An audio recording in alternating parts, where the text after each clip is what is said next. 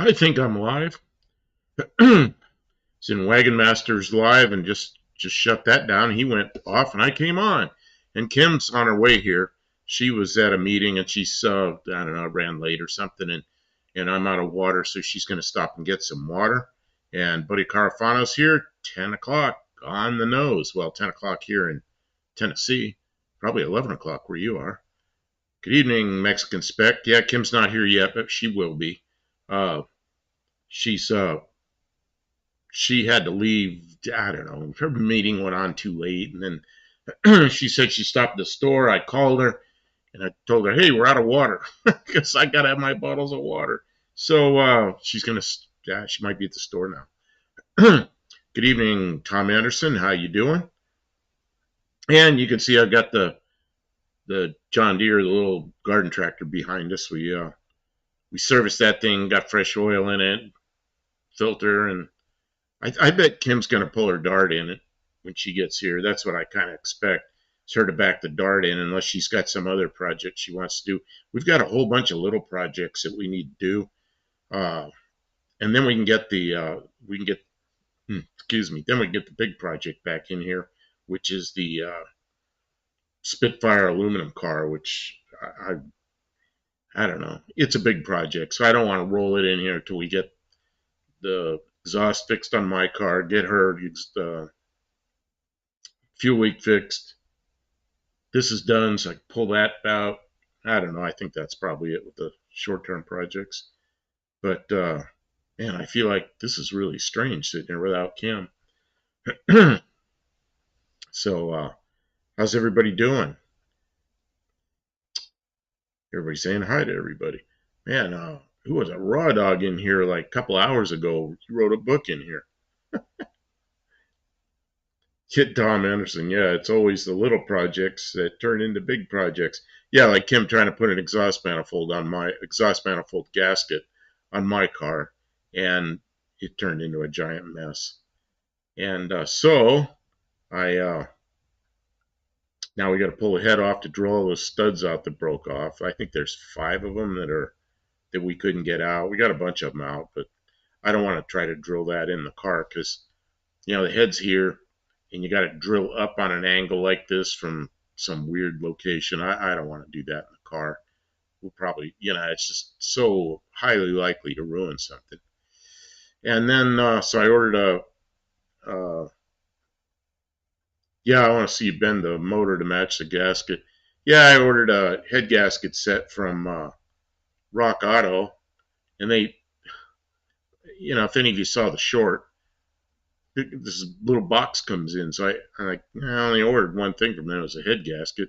Open it up. Sure enough, there's a head gasket in there, and they folded it in half and stuck the head gasket in a little box. Bunch of idiots. So I'm not real happy with them. It's the second time they've done it. Last time they took care of me. This time they said they don't have one in stock. Clearly they do have one in stock. And what the problem is, they about doubled the price on it. So they're returning my money, and they said I can reorder it at double the price. So I am really unhappy with them. I mean, that's not the way to take care of your customer, is to return their money and then tell them they don't have it in stock when they do, and it's double the cost. That really pisses me off. So I'll get it somewhere else. And probably last time I'll order from them.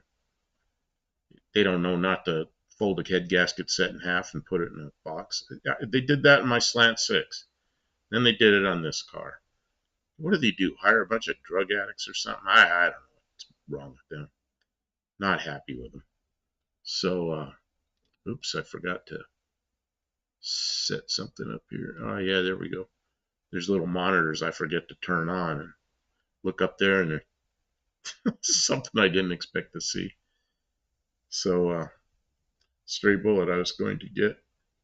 Churro tonight, Mexican, but the truck isn't there. Oh man, yeah. There's this place. We don't have anything like that around here, but we have one truck that's it's a Chicago hot dog place.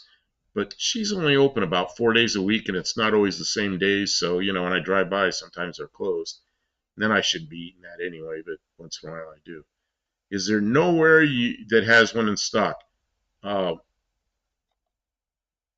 O'Reilly has one nearby somewhere, but not stock here. But I can order from O'Reilly, and they said they'll have it the next morning. So it's a few bucks more, but that's probably what I'll do.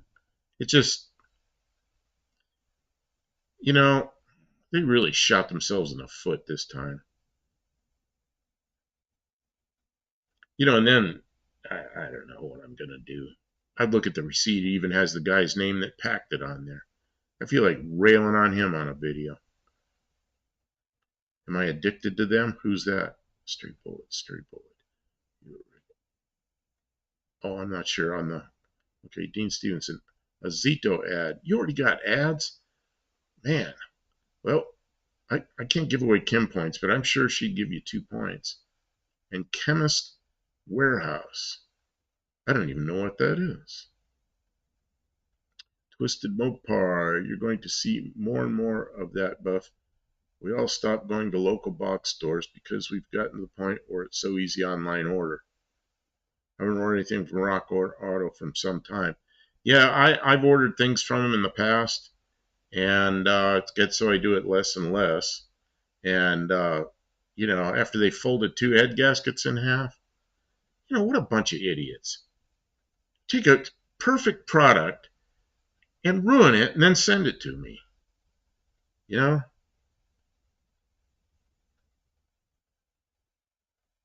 Victor, let's see here. Victor Rhines has one. Fold over a monotoric head gasket. Pretty stupid. Yep. Yeah, Napa has one, but it's way expensive. O'Reilly's has one, and it's a couple of bucks more, but that's where I'll go. I'm going to get it from O'Reilly's. Points are doubled when Kim's absent. Really? What's this? Deem. It's RX. That's Chemist Warehouse. Oh, that's what we call here prescription drugs. Yeah, pharmacy. Actually, now you can use it for a V2. Yeah, that's what, who was it here said a minute ago? Yeah, they're waiting to see me fold the head in half so I can use it.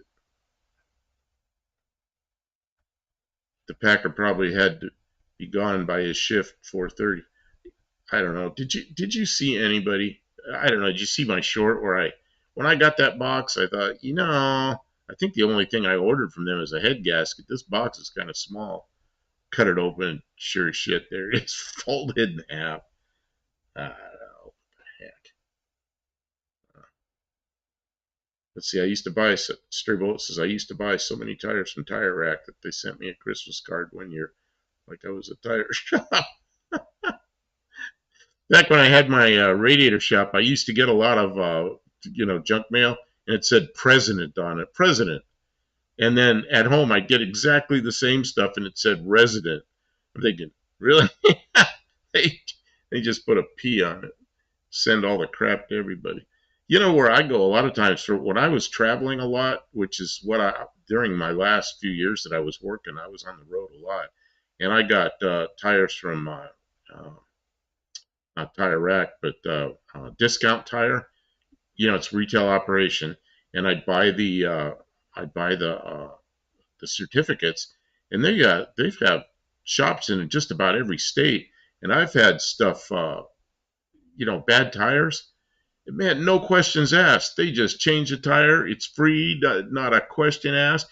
I had the last time I had that happen, they lent me a new tire that was the wrong brand, and they said, just we'll put it on. You can use it for now, and we'll have your tire in 2 to 3 days. Come back and we'll put it on. And they did.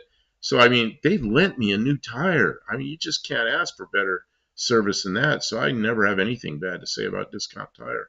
Ari, how you doing? Good to see you in here. I haven't seen you in a while. Yeah, that's what Mexican Specs is. Good to see you. Yeah, but it happened twice. Jeez. When I worked auto parts, starters would come in. Starters would come in off the truck. It looked like the box was used as a bowling ball. Yeah. I don't like when I get a box. It looks like it got something heavy and it looks like it's been trying to punch its way out. Man, I bought something from Amazon. I bought a big roll of heavy duty, real heavy. I forget what the numbers. It's a antenna. It's like 100 feet of antenna coax, and it punched its way out of the box. I got an empty box with a hole in it because that was pretty heavy, and it found its way out of the box before I got it. But they took care of it. That was Amazon. I just let them know, hey, box came with nothing in it, a hole in the box, and they no questions asked. They sent me another one. I just heard a door outside. I hope that's Kim. Yeah, okay, president, resident. Yeah. I hear doors out there, more than one. My tire supplier said he'd give me 20-foot container for Hanukkah, but I had to pay for the ex-German supply of TRX tires. I think that is Kim. She's here. Hello. Water. I'm Kim from Kim Fixes Things. You're Kim from the store. I fixed his dehydration. Huh? Dehydration fixer. There's people in here. They're crazy. They're telling me where their ads are, and they say because you're not here, they want double points. That's Mexican Spec actually did that. Well, Mexican Spec. And Ari's here. Haven't seen Ari in a while. So. I approve double points, but not now that I'm here. So if you had advertisements and you have points for them, you can double the points that you got for those advertisements. Kim, you got waters that the stock doesn't screw off. That's because they're Deer Park water. Here. No. I got it. Okay. Why? Is there any reason to tighten that tight? Yeah, see, you guys, did he award you guys points for being here early I can't give you points, but I'm sure Kim will give you 2 points for your ads. And then Mexican Spec says it should be 4 points when you're not here. And I was like, I don't know about that. Only when I'm not here. Only if I'm scheduled to be here. Although I'm usually supposed to be here. All right, how's this sound? Since you guys were being such good sports, if you've been taking care of him while I was gone, I'm going to award everybody who can hear the sound of my voice, who's here at this point, because you've stayed, hanged out with him, keeping him company. I'm awarding you 4 points. Everybody's getting 4 points right now, on top of whatever other points you got. Do your Fritos have lime flavor on them? They do not, but I think they might. Kim, you must be hungry. You come in here eating a bag of. They have a variety. They have Fritos. Like different ones that you can buy, but these are just the regular ones. But I'll bet you they do have something that has lime. Jesus. Mexican Spec, it was tripled or quadrupled. Nah, don't BS us there. He's trying. Are you paying those out of your own points, Mexican Spec? What are you doing to me here? Man, Mexican Spec, it came in today, but I think you put it in a couple of days ago.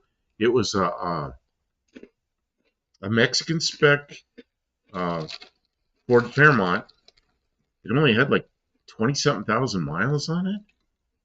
Oh man, was that thing clean looking. Tabo has 11-7 points. He said 11 now. Wow, we gave him more.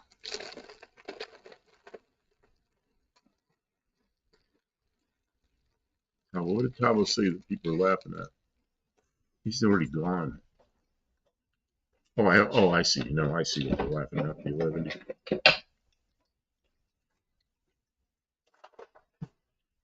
The yellow 4-door.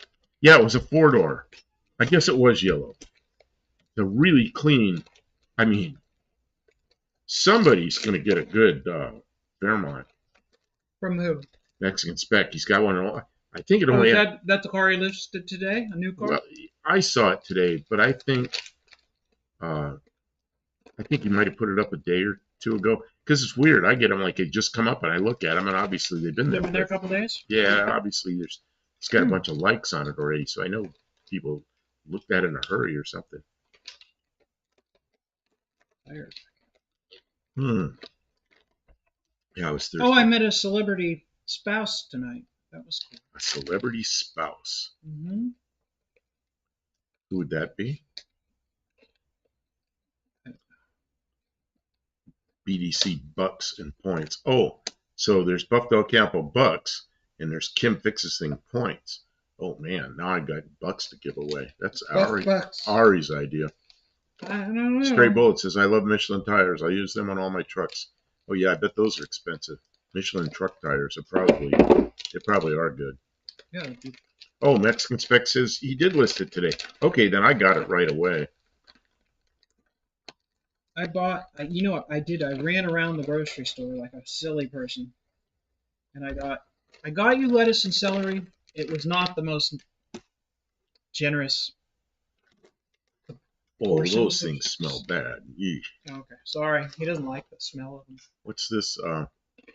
It's next Stray Bullet. Tipper Gore? What's that all about? Celebrity spouse. Oh. That's Al Gore's. Oh, yeah, that would be a celebrity spouse, I guess.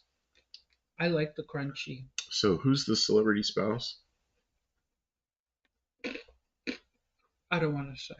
Oh, so somebody that just... Okay. Not super famous, but... Not super famous. Certain circles. Not famous like us, but famous. Okay, more famous than us, but not terrible. So who in here came here from 390 Wagon Master? Because he shut off right when I came on. So, and he was thanking me because I was one of the people that's donated to him over the past year or something. He was calling out names of everybody that had given him stuff. And so I put in there, I'm going live here as soon as you go off the air, on the hour, as soon as you go off the air. So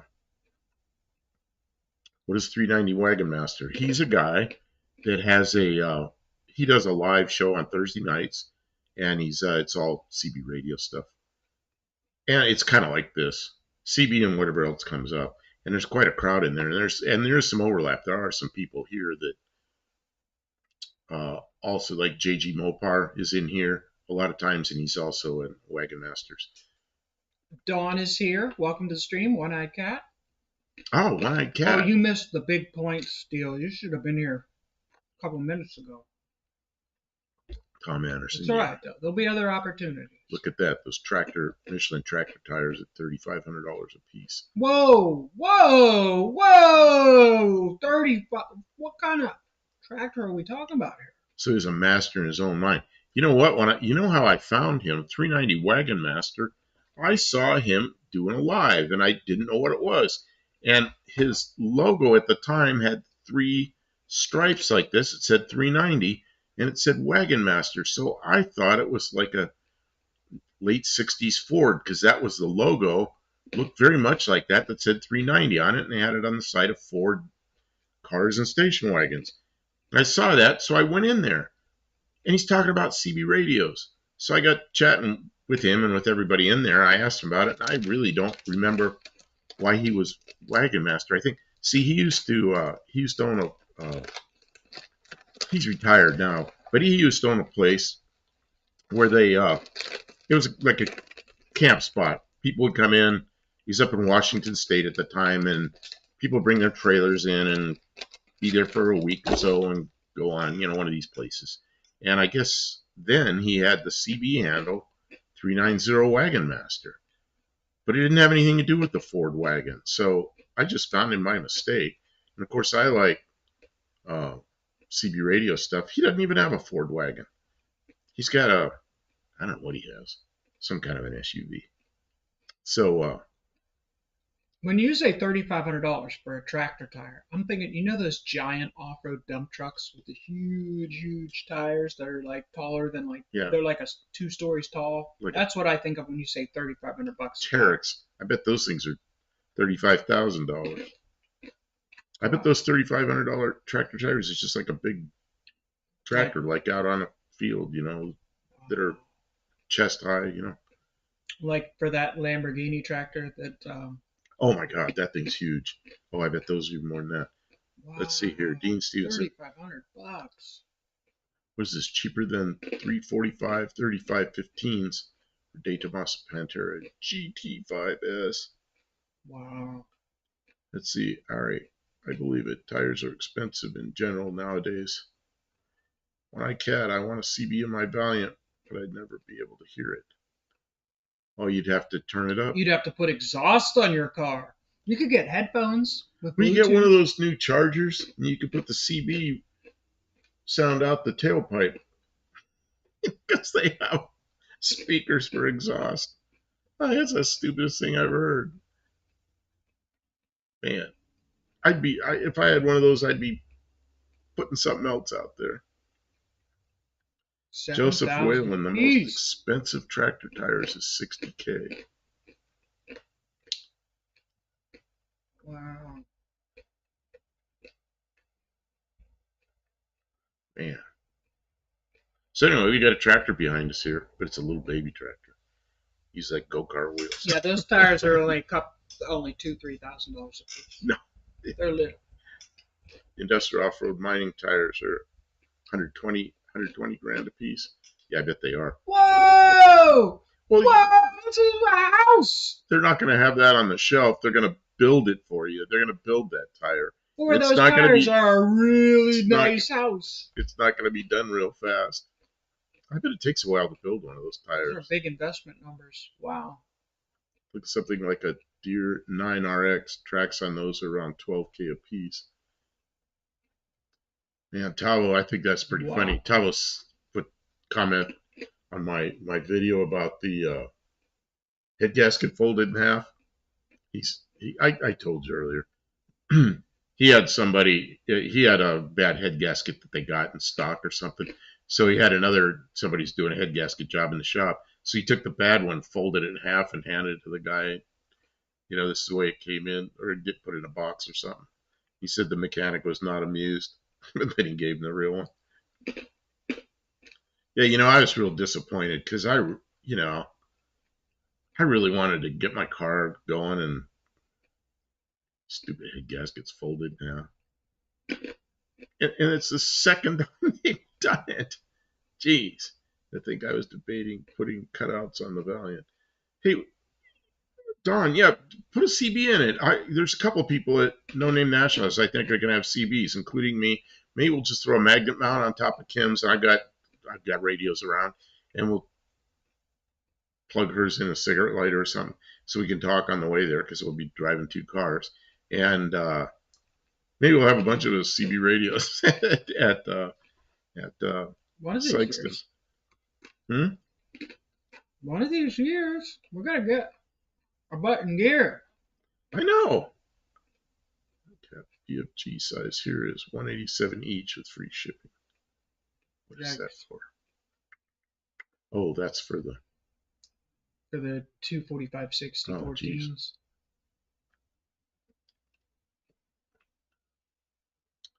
Yeah, but then how would you ship them to us?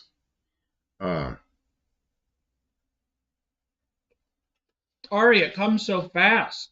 Yeah, it's 19th? It's the weekend. It's the 19th of. Before you know it, it's here. Of September. It's really tough. I'll get the dates. That was a yummy snack. Corny. September. I can't see with my glasses on. Corn nuts and corn chips. Those stink. I'm sorry, I shouldn't say that. They do stink. You know, if you're eating corn nuts and you're eating whatever those chips are, Fritos, they don't stink. But if somebody else is eating them and you're not eating them, man, they don't smell good. Yeah, September 19th, 20th, which is actually 18th, 19th, 20th, because the 18th is where everybody drives their cars to Lambert's, and the police there let us do that. So we'll all drive through Sykeston, Missouri, through town with our loud cars and cars that belong on the drag strip. And they let us do that. That's pretty cool. Dean Stevenson Coker Tire bought Michelin Tire Masters for TRXs. Eventually, the French get paid for every service. Yeah, One-Eye Cat Ron Ward said the quietest 440 you ever heard. Kind of take offense.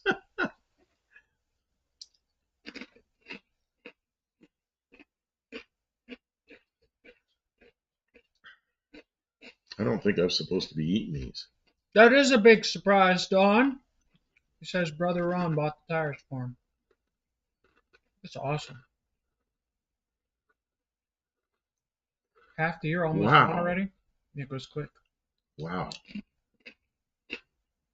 Nose to the grindstone and all, you know? You get to working and all of a sudden the time is... When I got Frito. Don't they really like? They make a good fire starter. What is that noise? Mm-hmm. Why is something banging outside? I don't know.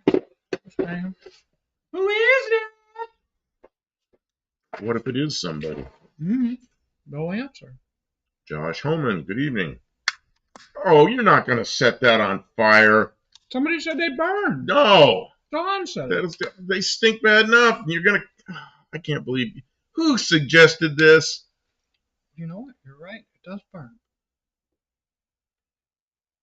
It's like... I thought you were going to eat it while it was on fire. No. Last of the pyrosexuals. Man. Oh, my God. She set a Frito on fire. You know why? They're so damn oily. It's the oil. Yeah, it's like a candle. Well, next winter when we're trying to start fires it's an expensive fire starter. In the wood stove, we use Fritos. Ari's laughing. We use Fritos in a battery pack for a electric car. You know what's going on right now? There's a ship that's out in the Pacific that is adrift, and it's full of Chinese cars that are on their way to Mexico, Mexican spec, and a bunch of them are electric. Even more of them are hybrids, and then there's some gas engine ones out there. But one of the electric ones is on fire, and of course they can't put it out, so they abandon ship. There was another container ship nearby that picked up all the crew off the ship that's out there, and it's adrift out in the Pacific with electric cars on fire. Man. And they got to just wait till it burns out. You know what they did was they flooded all the compartments with I think nitrogen that they could, but of course the fires produce their own oxygen, but at least it'll keep the other cars and the upholstery and all that stuff from burning. So they did the best they could, but it's out there on fire. Yeah, Joseph Whalen says it's 400 miles south of Alaska. It's 400 miles south of the Aleutian chain. Yeah, did you watch, he knows this much. I don't know where else they've talked about it. Yeah, what's the name of that guy that I watch? It's a YouTube channel that the guy's really good. Watched shipping channel. What's up with shipping? Yeah, what's up with shipping? Gene Stevens' battery of cool buff. They're just a monopropellant. You know, if you could focus that out the back of the car, maybe it'd go faster. I mean, they go pretty fast when they're working, right? Okay, everybody, I had to stop at the grocery store. I have frozens. So I got to run back. Oh, you got to run to the house. But I wanted to say hello and give you a little bit of thank you. A buffer here until I get back. So you hold down the fort. The fort. Someone noticed that we painted the Spitfire green with yellow interior. Yeah, it's coming along nicely. That's the new body. We finished it. We misplaced 2 cylinders. I don't know where they went. But, you know, it is coming along well. And it mows. Man, does it mow. Let's see here. Harry, there are some crazy Chinese EVs. They look like knockoff. Oh, I see them. You ever watch... I can never think of names. Rich Rebuilds. You ever watch Rich Rebuilds? He went somewhere. I think it was Alaska. I don't know. They had a big deal with Chinese, bunch of Chinese electric cars, and he drove several of them. You know, he's quite a character. That's another guy I watch. Rich Rebuilds. He just got his Tesla S back, the one that he put the LS Chevy in. But a lot of other people have had it and done stuff to it. So he says this really doesn't feel like his car because people made so many changes to it. But he's you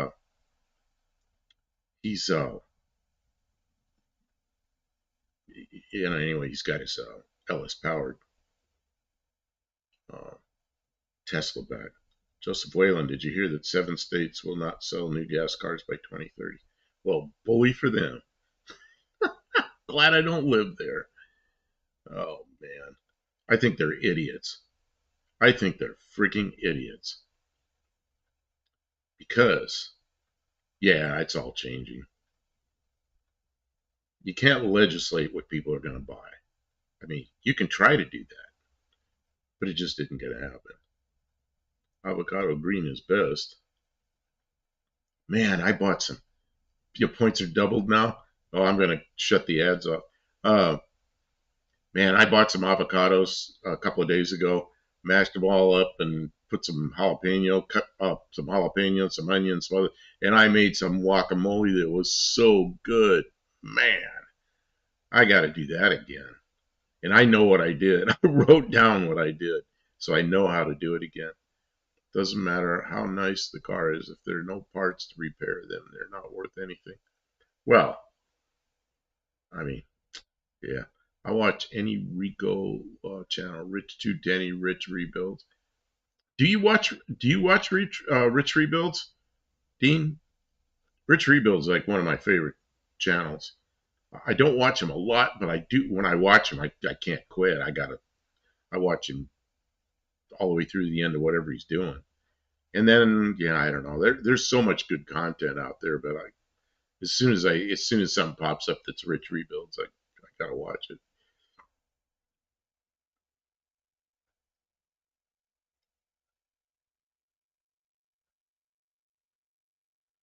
Tom Anderson, this tablet likes to change words on me, and I have had my phone change words like it's corrects what I'm autocorrect. And I was out in Arizona and I was married then, and my wife texts me and she goes, "Are you dating somebody?" And I wrote, "No, I'm not dating somebody." And the stupid thing took not out. It says, "I'm dating somebody." It's like, are you kidding me? I clearly wrote not, and it changed it. Man, did I have to do some fast talking. Yeah, Davos says, I plan on my Valiants and Neon seeing my days out. Well, yeah, I'm thinking the same thing with my Ford. It's not a Ford. It's a Mercury. Gonna buy me a Mercury. No, I already bought a Mercury. One-eyed cat never had guacamole? You never had guacamole? Man. Yeah, I'll have my yeah, my plan is to have my man, my plan is to have my Mercury Zed sled and my Valiant Ute. It's not a Ute yet, but I hope to do that. Yeah, I hope I live long enough to see all the projects through.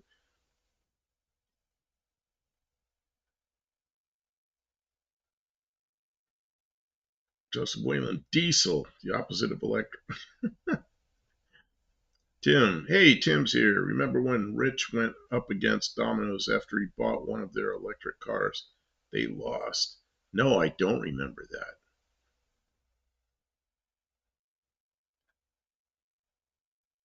Yeah, Joseph. Yeah, is anybody? Yeah, I watched Vice Grip Garage.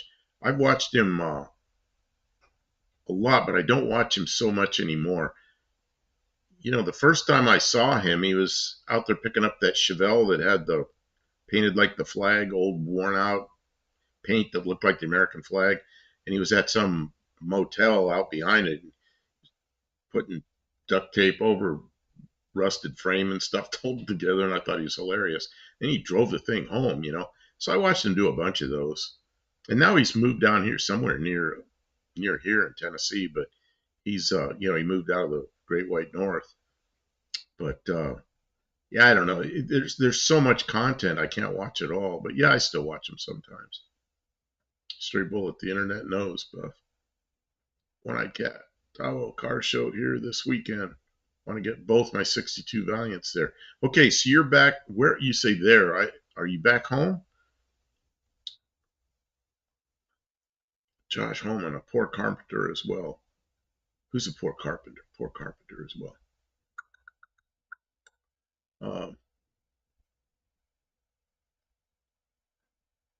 Dean Stevenson, Chuck Wood at the problem. Fuel the fire. Expect first eye, but wasn't it Sam Crack that went up against Domino's for the delivery car? You know, I don't know. Stray Bullet, I have a good idea to speed up the Triumph project. Yeah, don't get anything else done. Just bring it in here. But we've got a couple of daily drivers that have become daily parked. Daily drivers that are not driving. I got to get those together. You know, we're down to one daily driver, and that's bad because then it'll crap out. And then we'll be daily walkers. Okay, we got ads coming up, so I'm going to just kind of quiet down for a minute.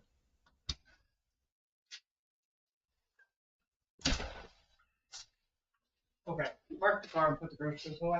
How's things going? Oh, we got ads playing, so I'm quiet for a second. We want people to miss the ads. Yeah, we were talking about a bunch of other channels that do lives and do good content stuff.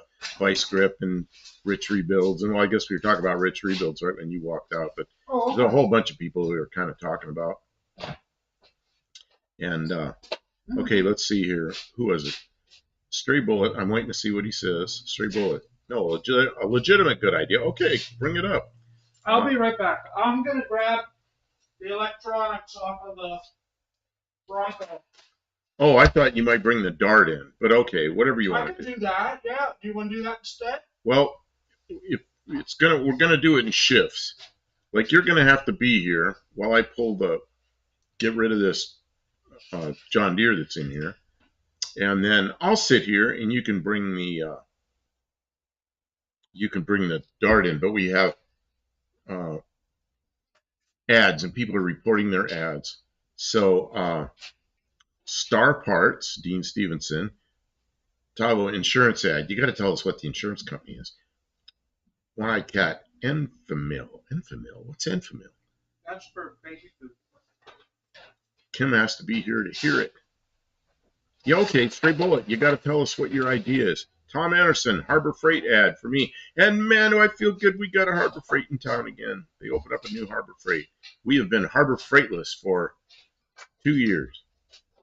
Mexican Spec, that was Sam Crack on the gas-powered Chevy Spark. We don't know what happened because Sam Crack signed an NDA on it.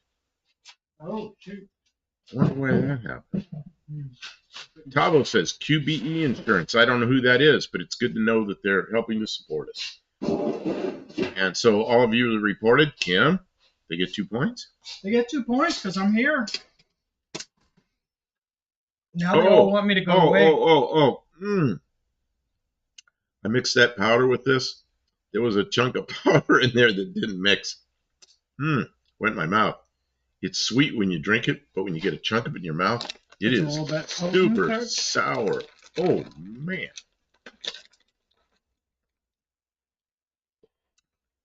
Stray Bullet wants it to have a 400 EM big block like me. In the Spitfire. You know, it took us like a day or two to straighten that frame. You want us to twist the frame up again with a big engine? People would like it.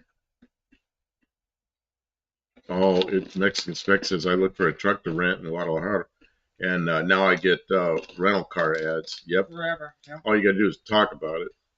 Kim, do you have good dental insurance? Oh, what, for eating that stuff? Oh man. Okay, Kim. You gotta hold down the floor. No, I take my very life and my financial well-being into my own hands every time I shovel another handful of those in my mouth. Okay, I can't leave yet because Stray Bullet hasn't said what he wants us to do. Joseph Whalen, I miss watching Stacy David. Yeah, I used to watch Stacy David. He's a guy with 2 first names. Or is it 2 last names? You asked about being back. Yeah, One-Eye Cat, are you back at your home or are you still in, you were in the Midwest somewhere, Chicago or something, weren't you? Dean Stevens, because it's 402 cubes, it's a big block. Sure, it'll twist. It'll flatten the front tires. Tom Anderson says Google isn't keeping an eye on you. They know what you look at. Yes, they are so hard, and broken tooth will happen sooner or later. I can't imagine breaking a tooth with one of those. Those aren't that hard. What? Yeah, Mexican Spec. Stacy is a man's name. It is a woman's name and a man's name. It's one of those. It's like I knew guys named Bobby. I knew women named Bobby. I knew Kim, and I know like Barrow's Garage. That's Kim. There's both. There's some of those names like that. The yeah, I almost said something. I probably This chair is about whooped. yeah. That chair needs some repair. It's good. It's starting to shed its clothing.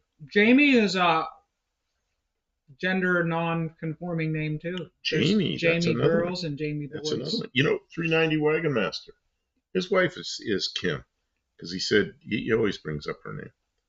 I've only known women with that name. Yeah, when I was in grade school, like kindergarten actually, there was a girl in my class named Stacy, and she went all the way through school with me and graduated in high school. She was Stacy, and then I met some guys named Stacy, and I thought it was strange, but then I learned that it's both. Took my 440 to Marty's Hot Rod Garage. We're related. Lives 15 minutes from my infamous Uncle Sonny. Yeah, Wendy told us that you were taking the 440 over to get it worked on. That's great. Glad to hear you got it out there. Tavo, strangely, I don't get insurance ads, but my car insurance is due as of this month. How much do they know? They know it all. And if they don't know, they want to know. They need to know everything. Hey, Tavo, do they have is your insurance there by the year or is it by the 6 month? Or I'm just curious. Just stupid knowledge I like to know. Okay, stray bullet. Mount the old boat hull that you have in your backyard onto the Triumph chassis. The old boat hull. Do we have a boat? I don't know. Probably if we mowed down the hedges, we'd find one. Man, there's time. I don't even know what vehicles we have. He knows we have a boat that I don't know about. They're probably out there somewhere. There's cars we can't even get to. Mexican Spec. I went to elementary, junior. I was in high school with a Stacy. At the 10-year reunion, she grabbed my hand for me to dance with her. I don't dance. I faked it. Well, yeah. Gotta fake it at that point. Yeah, John Wayne. His name is Marion. Yeah, I worked with a guy. It was Marion out at the test site, and he didn't know anybody knew his name, but I knew his name because I'd seen pass or something. But he went by another name because he went by a name that was not Marion. I can't say what that is because it's too much information. Stray Bullet says, doesn't everybody have an old boat in their backyard?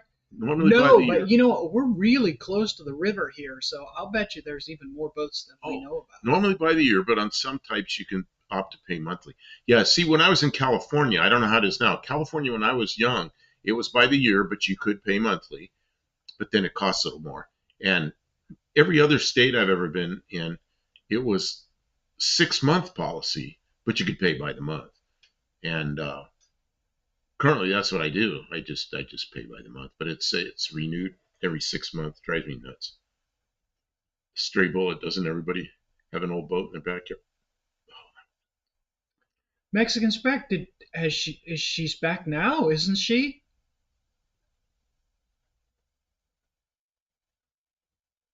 Mexican Spec, that Story took I'm trying to figure out what he's saying. She went out to a local store.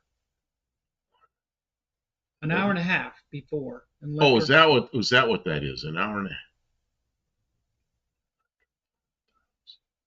Oh, I've called Kim before. I really wanted to get a hold of her because she went to the store for something. This is, I don't know, last week. And so I call her and I can hear her phone ringing in the house. you were so. She came back after he told him to call 911. Oh, jeez. Okay, you're in charge. Okay, I'm leaving.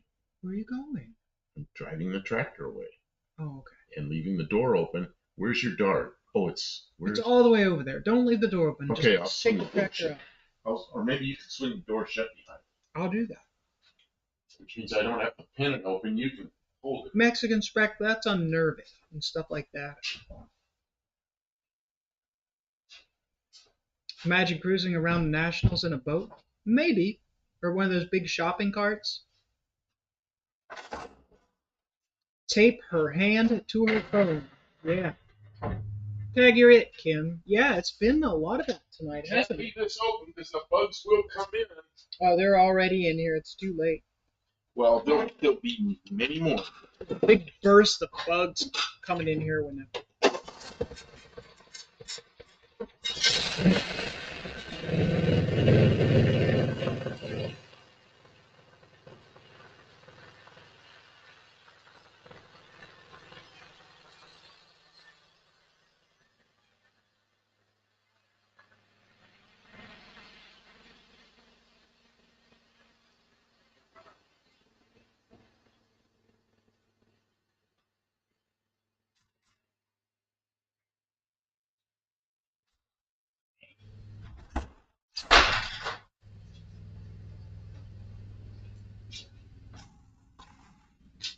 I guess we'll bring the dart in. I don't really want to. You could drive the boat on the street too, Kim? Well, I guess you'd have to have a boat license.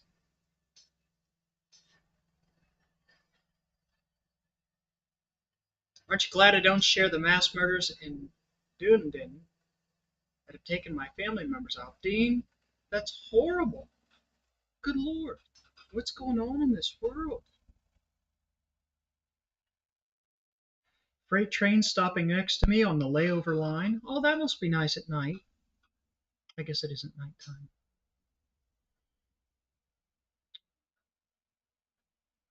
Wow, everybody's hot on the boat idea. No, just stray bullet. It's hot on the boat. I saw a video of a boat car this morning. If we're going to build a car that's a boat, it's got to be amphibious. Did anybody see the zip ties and bias plies? Peg bought he thought it was an amphibious vehicle, but he went and took it to the pond and it just sunk right in. And then he added a floaty thing and it was still like just barely above the water. And he added a turbo. That was an interesting video. Who was that? Zip ties and bias plies. What?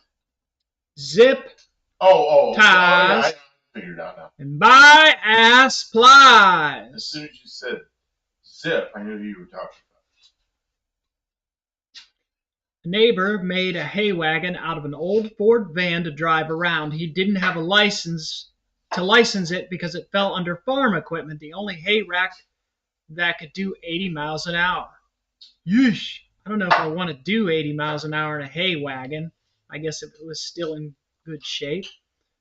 Time to call it a night. Tim, oh, you got an early morning full of errands. All right, Tim. Thanks for stopping in. Tim's leaving already. Of course, we are sort of late night. We are. We're the late night cleanup crew. We're here to entertain you while you're getting ready for bed, or cleaning up for the day, or working in the shop, maybe. A lot of people, they work, then they have dinner, they look after the only time they get to work on their projects is maybe after they put the kids to bed. I don't know, a lot of us are retired past that, but, I don't know, we're here, be entertaining, to chit-chat. Who else was on tonight? Was there any other car people on tonight? Were they talking about it? Oh, I don't. Oh, man, Kim just buy the boater home. Oh man, yeah. Is a motorhome not really a land yacht in the first place? Got a couple of vans. Does that count? Oh, I just sprayed myself. You know what happened? There's bugs outside. As soon as I went out there, they're biting me.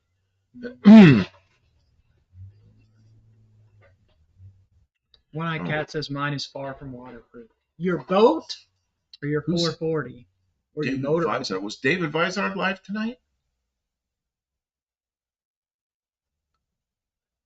I watch him sometimes, but not a lot. I mean, he's full of good information, but it's hard to watch everybody that has all good stuff. Ford made 21 boater homes. You'll have to look it up. You know, it sounds familiar. Dean, I'm so sorry that you have had to live with that. That's that? Horrible. He's talking massacres. Huh? Bad things happen in Dean Stevenson's life and communities. Really? Yeah, but not right now. It looks like most of it's in the past. Still pretty awful. I'm gonna go get my car, I guess, right? Is that what I'm supposed to do now? Yeah, we got exhaust in here now, which is not good. All I smell is my nose is stinging from all that stuff you sprayed. Well, what we need to do is maybe turn on the air conditioner. Of course, then it'll start cooling off in here. What? What's wrong? Well, there's a lot of exhaust in here from the mower. I guess when you get over here, bump the horn or something, or I'll hear you. I'll push the door open. You can back in. Yeah, I think you want to back in, or you want to forward in. I don't know. And then we'll close the doors behind you. But maybe that'll get some of the exhaust out. I don't know what. I started that thing with the choke on, and then I didn't clear the choke quickly enough, so it, it's kind of rich stink in here. Mm-hmm. Sorry about that. One-Eyed Cat says, burn another Frito, Kim. We'll wait. I'm not burning all my Fritos. They're yummy. Keep the tailpipe near the door. Yeah, if she backs in, the tailpipe will push the exhaust in. If she drives in forward. But here's the thing. She's got to work on the fuel tank. And working back there by the door is never fun because it's just all crowded. And if she backs in, she jack the back of the car up and it'll be a nice, comfortable place to work. And that's why I kind of wanted to back in. But, yeah. Oh, Olive's here. I didn't notice that. Hello. See, Olive, I was outside and came in. Now Kim's outside. I'm here. So we're taking shifts because Kim went to get her car. So we're going to do some work on Kim's car. Or Kim's going to do some work. One of us will do some work on her car. She's got a fuel leak. And she says she knows where it is. She says, oh, I just spilled water. She says it's the sending unit on the fuel tank, which she's probably right. Hey, Steve Edwards, how you doing? Steve, you were in 390 Wagon Master tonight, weren't you? I think I saw you there. And man, it was pretty cool. He shut down right when man, I cannot get these tops off these. Who yelled switch? John Wilburn, how you doing? What in the carbon monoxide is going on in here? Yeah, I had the mower in here and pulled the mower out. I left the choke on just a little too long and it stunk it up pretty good. But there's mosquitoes, so we slammed the doors behind it, trapped the exhaust in here. So now Kim's going to get her dart. We're going to bring that in so she can. We got a bunch of little jobs, and her dart's one of the little jobs, and then we can get back on the real job, which is the real job is the aluminum car. But if we do the aluminum car first, we won't have any daily drivers. We're already down to our 2 daily drivers are no longer their daily park. Oh, you were just in there for a minute. Okay, yeah, I thought I saw you in there. Stray Bullet, a Dodge van with an Oldsmobile Toronado drivetrain. You know what? That's kind of funny because a friend of mine, well, he just died. Jeez, he was a couple of years older than me. But he and I had a shop together, and I don't know, I was probably mid-20s, and he was like 30 or something. And his wife bought, it was back when the first front drive Dodge vans came out, the little square minivans. And she brought hers into the shop, and it was sitting there. And I looked over and I said, and we used to do engine swaps and stuff. I said, Gary, I said, you know what we should do? I said, this Dodge van, this minivan would be perfect for Ol's Tornado drivetrain. And she's like, she knew a lot about cars. She goes, oh, no, you don't. She got it and left. So she figured we might do it, you know? Oh, man. This is bad. Got to have tools to get the water open. Oh, Kim's here. Okay, I got to open the door. I'm going to swing this around.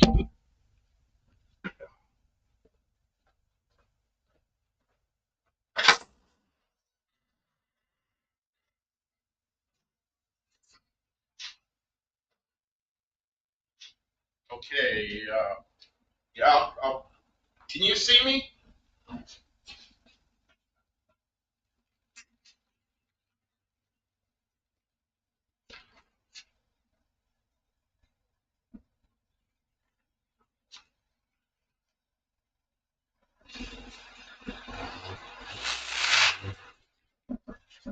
You got to spin the tires.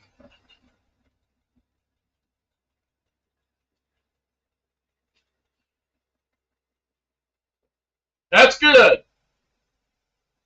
Stop!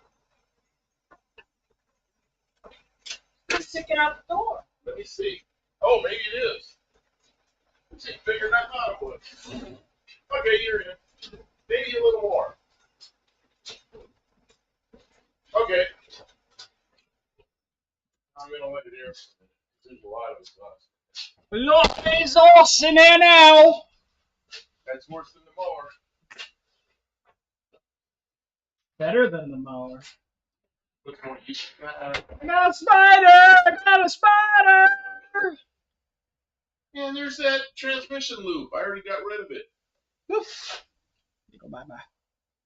Look, you got to turn so sharp you could see the screen. Oh, I turned it so you could see the door when I opened it. You came in.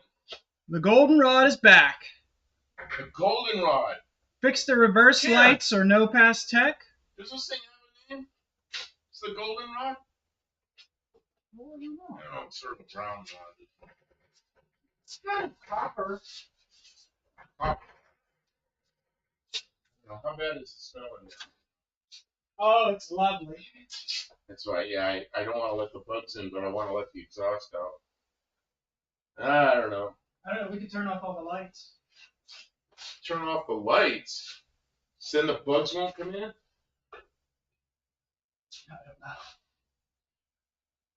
I don't know. It's on. I don't know. You deal with the door. When you're ready to deal with the door, deal with the door. I breathe in worse. She says she's breathing in worse. I used to smoke. This is nothing. So let's see. Oh, yeah.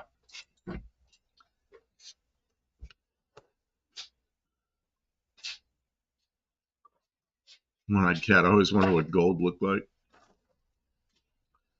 Okay, what is this? What is this? I missed so much. What is outside air? Not okay. Taillights, impressive. Fix the reverse lights or no pass tech. Did they not work? I don't know. I wasn't really looking at that. I saw the taillights lighting up and all that worked, but I didn't look at the I never even thought about it. I thought we checked all that. You know what? I can understand why they don't work, because when you swap to an automatic,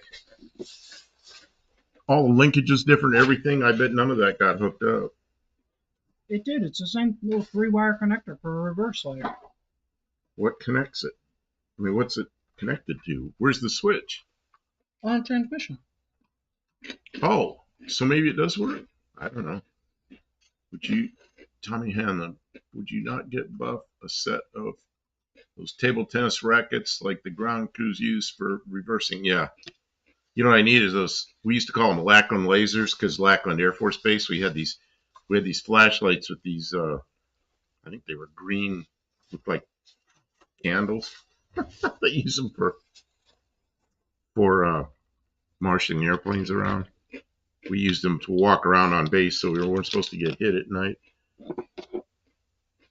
Did the reverse lights not come on? I didn't notice. I didn't pay attention. I'm sorry.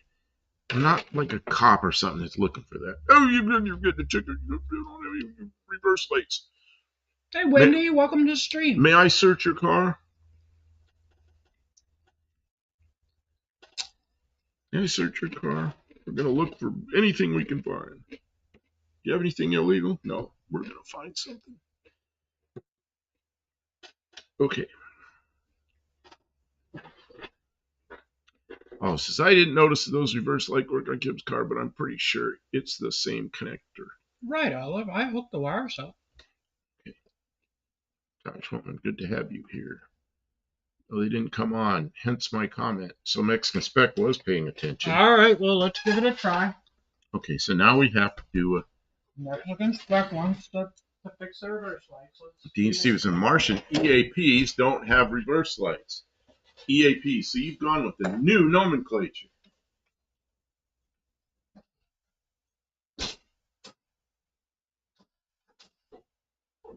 Anything? No.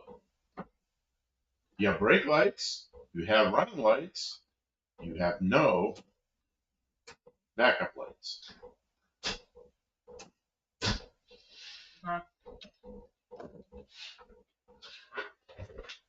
I also noticed that you have something else screwed up. Well, darn. See, what year were backup lights mandated? Mine are non-existent. Oh yeah, 62 they were not. I don't know. I remember our 56 Ford had little stainless plates and some of them had backup lights because ours had little stainless plates. I would have guessed we already had them sorted. I'm sure we checked the bulbs. My 64 Ford had backup lights, and they all had them. So it was sometime after 62, I guess. I mean, on a real lightsaber. I knew the military really.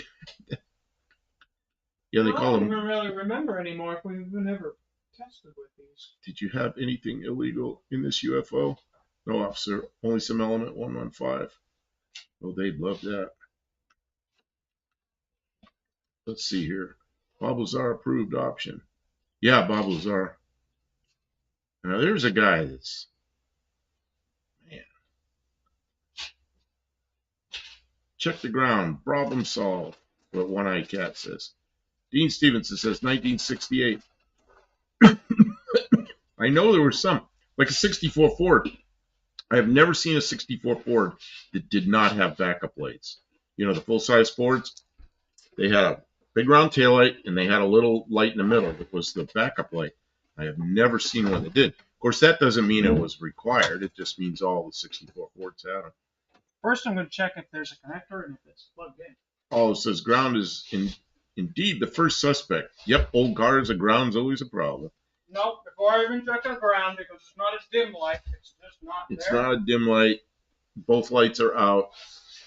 I'm going to check to see if the wire's just hanging out of the bottom of the car or if it's plugged in like it's supposed to be. Stray Bullet says Bob Lazar is in that case. You know, I just watched a thing where there's a guy on there that's some kind of psychologist or something, and he does videos where he looks at people to see if they're lying and all this kind of stuff, and he talks about facial expressions, all kinds of stuff.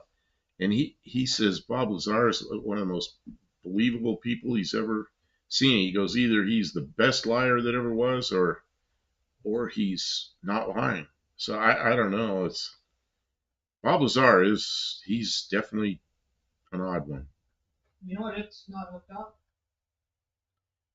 Well, Kim, I don't know. Did you hear her? Say it again. It's not hooked up. It's not hooked up. Well, that's why they're not coming on. I I thought we already had this sorted. There's no wire. I don't ever remember it even being an issue. We never even noticed. We just. So I don't know where the wire is. Probably down So if there. the ground's bad, it also has a bad, not hooked up problem. Not hooked Enrique. Up. Who's Enrique? Is a nutcase.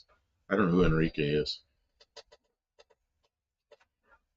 Dean Stevens, it's really hard to lie if you quote stuff which no one knew existed in 1989.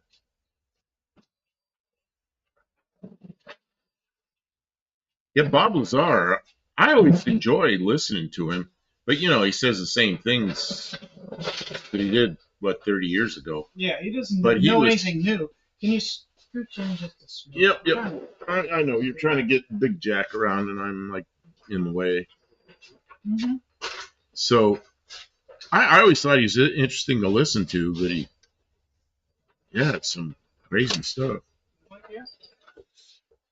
Yep. Oh, I believe all that stuff, but what's it mean? Like, what I think about Bob Lazar is I think he believes what he's saying.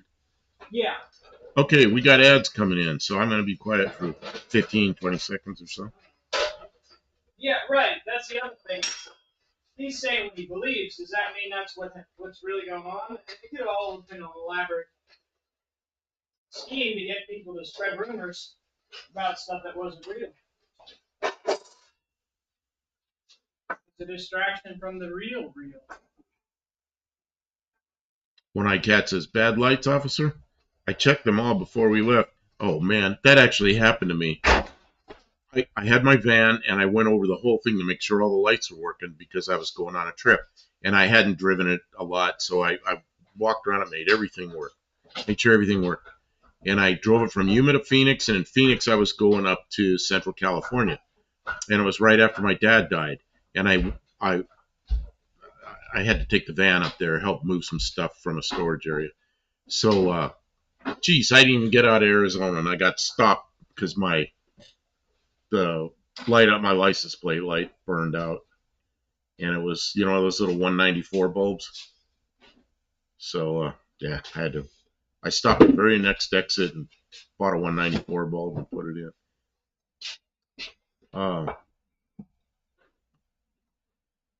Man.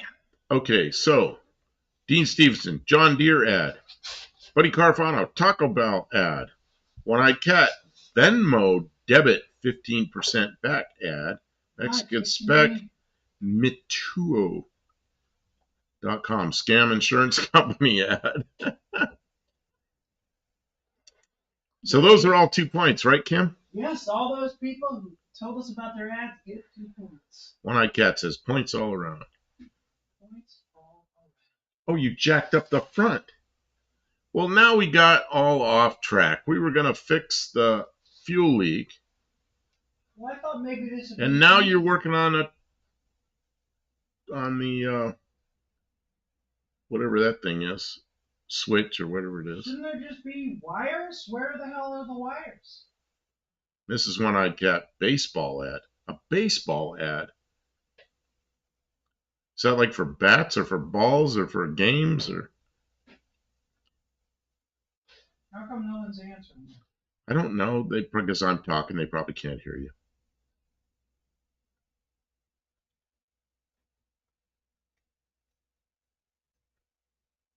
Oh, something just bit me and I scratched it. At least I killed it. Oh, it's not dead yet. Ooh, what is it? What is that? Oh, it's a tick. Freaking tick.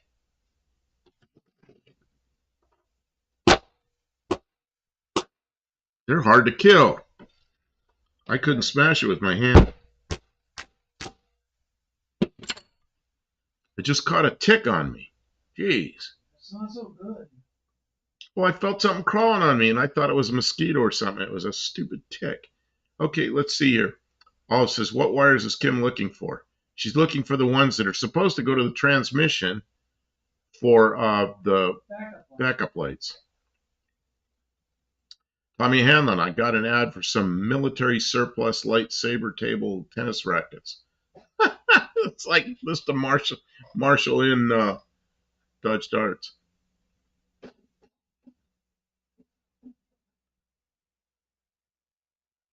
Mexicans that kill it between your two thumbnails. Oh, I tried to use my thumbnail on the table here and it wouldn't smash.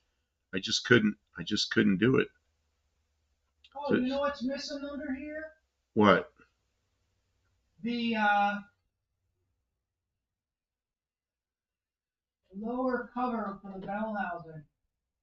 Oh, you didn't put the lower cover on for the bell housing yet.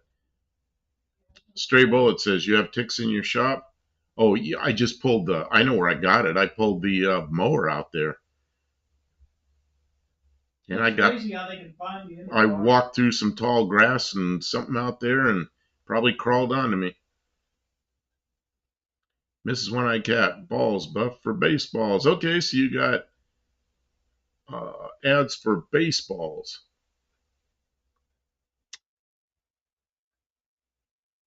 Olive says the reverse light is often a plug near the tail of the transmission from the driver's side.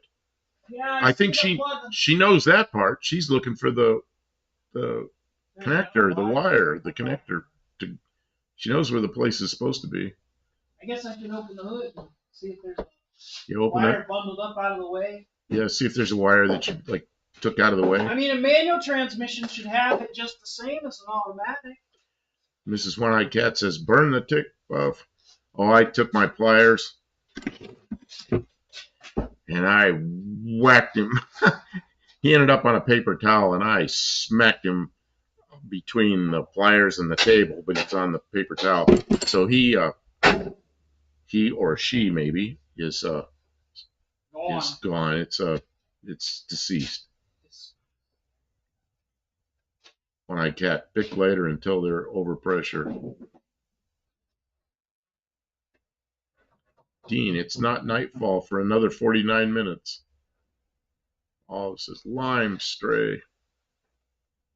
I've been bit by ticks. I've had ticks stuck in me and pulled them out and makes a big nasty sore and go to the doctor. And one doctor says, oh, I got to give you an antibiotic as like a prophylactic because you don't get Lyme disease. And I went to another one and he laughed and goes, that's stupid. I'm not going to give you anything. That's stupid. And then so the healthcare professionals don't know what to do.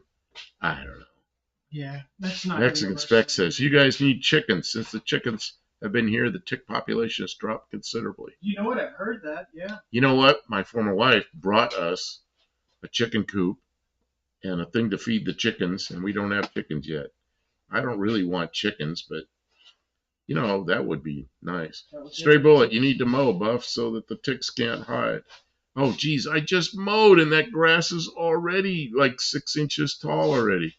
I can't believe it. And there's stalks out there with those, what do they call them, plantains? Not the plantains that look like bananas, but there's a weed called plantain. It's actually edible.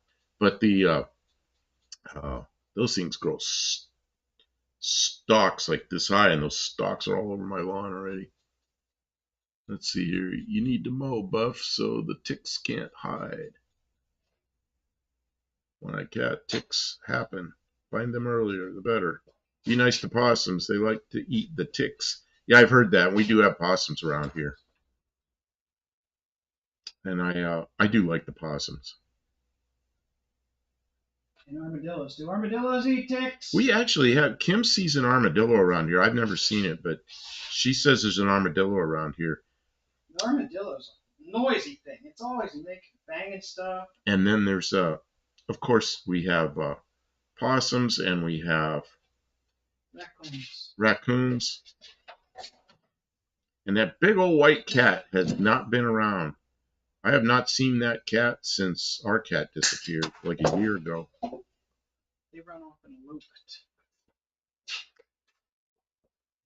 Use your ping pong racket to squash the tick. That's what Tommy Hanlon says.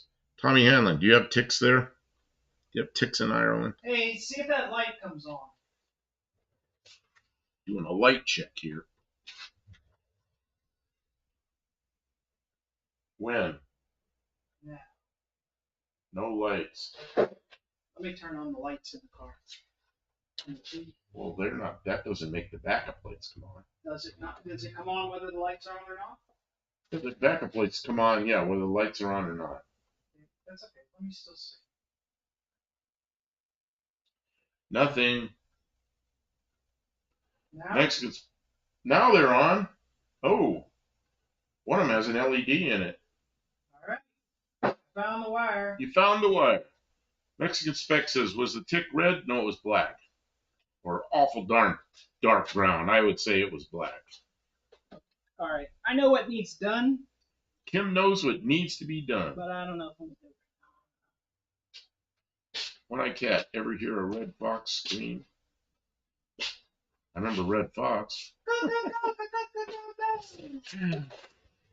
Stray bullet. One of the dumpster kitties that I've been feeding behind the local restaurant just died. Oh, my cat disappeared on April 8th of last year. Just saw her in the morning and then she was gone.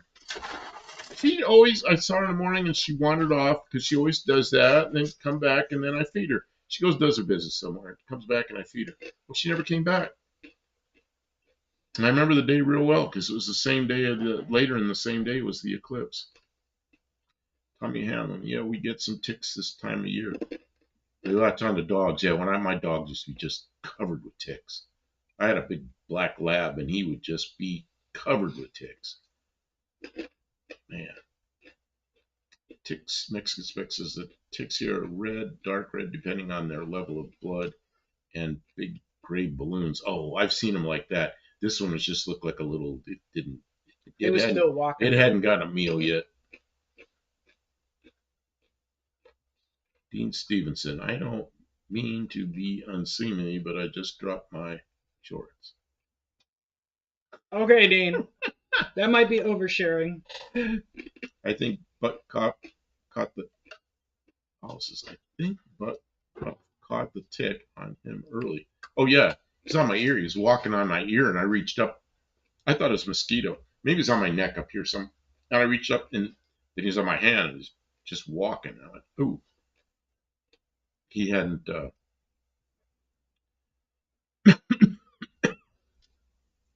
He hadn't bit me yet. He's just walking around. Dawn's going to get a shower. I've seen them from the size of a pin to their full size. Yeah, the baby ones are tiny, tiny, tiny. This was not a baby one. And I've seen them as big as. They're still pretty small. It was probably like a couple million. I've seen them blown up though. I've been lucky. I haven't found a blown up one on me. This was a little less than 1/8 of an inch, probably something like that. Nah, yeah. More than less than that. Usually when I find a blown up one, it's on an animal. Dogs used to have all big blown up ticks. Yeah. My former wife would be out there just picking ticks off the dog. Yeah, mandated tick check. That's for real. In places we used to go out surveying, we'd be out in the tall grass all day. We'd tape our pants to our boots so they couldn't crawl up our legs.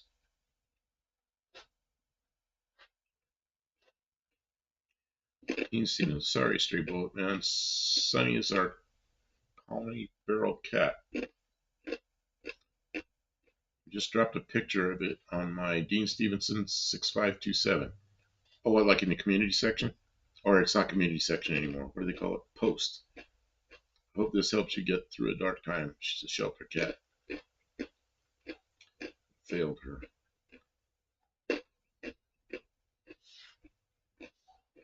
Yeah, my cat, the one that I called Power Glide, she was just a volunteer. She showed up one day and it took me probably a couple of months before she'd let me touch her. I put food and she'd eat the food.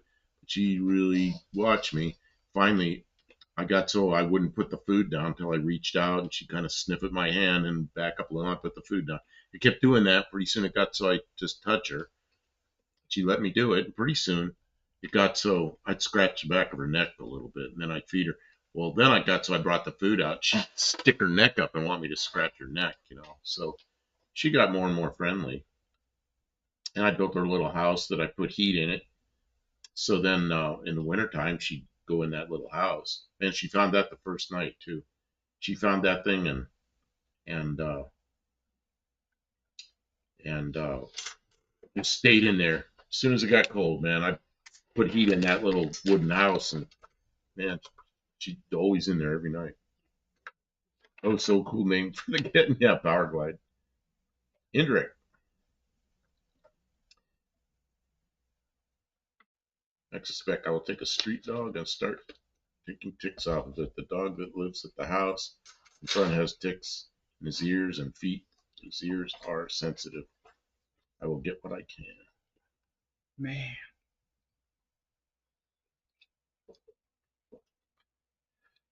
Yeah, ticks are nasty. Yeah, it's dangerous too. You can get real sick. Remember, I got one on my butt last year, and that's when I went to the second time I went to a doctor for one last year. And that guy, well, you can't see a doctor anymore. It's a physician's assistant or a nurse practitioner. He just laughed and he goes, "Dad, don't do anything." He goes, "If it swells up and gets real nasty looking, come back and see me." All right. Yeah. The other one, the first tick I got, where was that? I don't even remember where I had it. It was on my neck or something. Oh, I don't know. But that one I went to the doctor, got a nurse practitioner, and she was the one that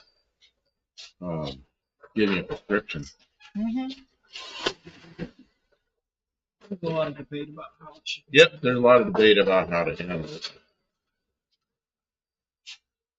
Like I said, healthcare professionals don't agree. No, it's practice. Yeah, they have a practice. They're practicing. It's a judgment thing to call too. Like, do they think there's a reason to believe that you're going to get sick? Has it been people getting sick in the area? Is it, you know? It's probably like when you buy car parts and they got to decide whether to fold the head gasket in half. Exactly. Should we fold the head gasket? Yeah. Fit it in the box. Just send it. It's fine. No, never do that. I knew a guy that worked in a place where he cooked hamburgers, and he had two different bosses, and the bosses that one would leave partway through the day and the other one would come in. And one of them was like, "Never smash the patties," because he'd smash them with the spatula, you know. "Never smash the patties." And the other guy come, he goes, "Always smash the patties." So he goes, depending on what boss was there, he had to remember whether he had to smash the patties or not. It's like, that sounds about right. He always used to laugh. I'd see him, I go, "Always smash the patties?" He goes, No, today, never smash the patties. That means Always smash the patties. You can never be right, even when you're wrong. Mexican Spec says that's true. I grow out my nails so I can effectively get the ticks. Oh, I couldn't do that. Dean Stevens says, "Buck, just reuse the old tin Z7 Z-sled gasket." Well, you know, when you go to send something back, when Rock Auto, they ask you a bunch of questions, and one of the questions they asked me was, "Can you take it to a mechanic and have him fix it?" Yeah. Of course. It's like, are you shitting me? You even know what a head gasket is? Yeah, well, no. No. It's AI. Stevenson says it's 22,000 thick. New ones are 40 to 45,000 thick. Yeah, so I can use a little worse gasoline. Yeah, I told him to hit it with some copper coat and slam it back in there. He didn't want to do it. Yeah, that's what Kim says. It's okay. I know guys who used to do that. A lot of people used to do that. If you want to use a new gasket, that's fine too. Stray Bullet. Strange though. Almost immediately after he died, another similar tuxedo kitty showed up to get fit. Is that what mine was? Is that what Power Glide was? A tuxedo? I think that's what they call those. Yeah. Black and white cats. I like watching the car go up and the thing. Buddy Carfon says, "Just fix my central AC batteries," and then batteries in the thermostat died. Dang it. Maybe just fix Central AC, batteries in the thermostat died. Maybe it's just one thing. Yeah, well, Kim fixed our AC. It was needed a new capacitor. Yeah, she fixed it and saved us a service call. A boat ton of money. Yes, you did. I was worried. We were both worried. We were both losing our. Mexican Spec says, even my wife knows you can't use a folded head gasket. So she wouldn't ask you, can we take it to a mechanic and get it fixed? Yeah, can you take the head gasket to a mechanic and get it fixed? It's like, you just, really? Did we lose all our common sense at some point?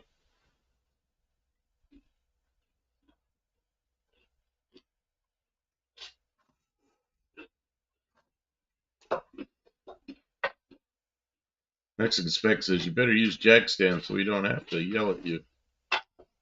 You know what she does? She never uses jack stands. Although sometimes she at least put wheel chocks. And she's jacked it up enough to stretch the springs out a little bit. And she's getting a jack stand.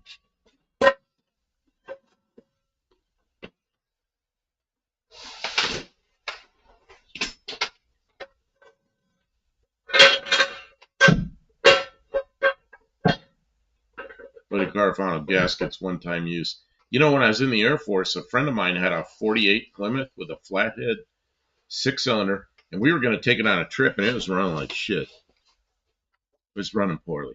So now I got to check a different box in the YouTube thing. So it was running poorly in a flathead. So we took the flathead off, cleaned it all up, took the head gasket that was one piece, flipped it over, coated it all with copper coat. But it was the same upside down as right side up, so he flipped it over, I guess to give it a new chance. I don't know, bolted the head back on. And we drove it from Travis Air Force Base in Northern California down to Southern California. Drove it all over, drove it back, it ran perfect. It's like, man. But what did those things have? Like 6.5 to 1 compression or something? I don't know. Yeah, Dean. Dean will tell me. I'm sure he probably knows off the top of his head. 1948 Plymouth. Just stock 6-cylinder, flathead 6-cylinder. What was the compression?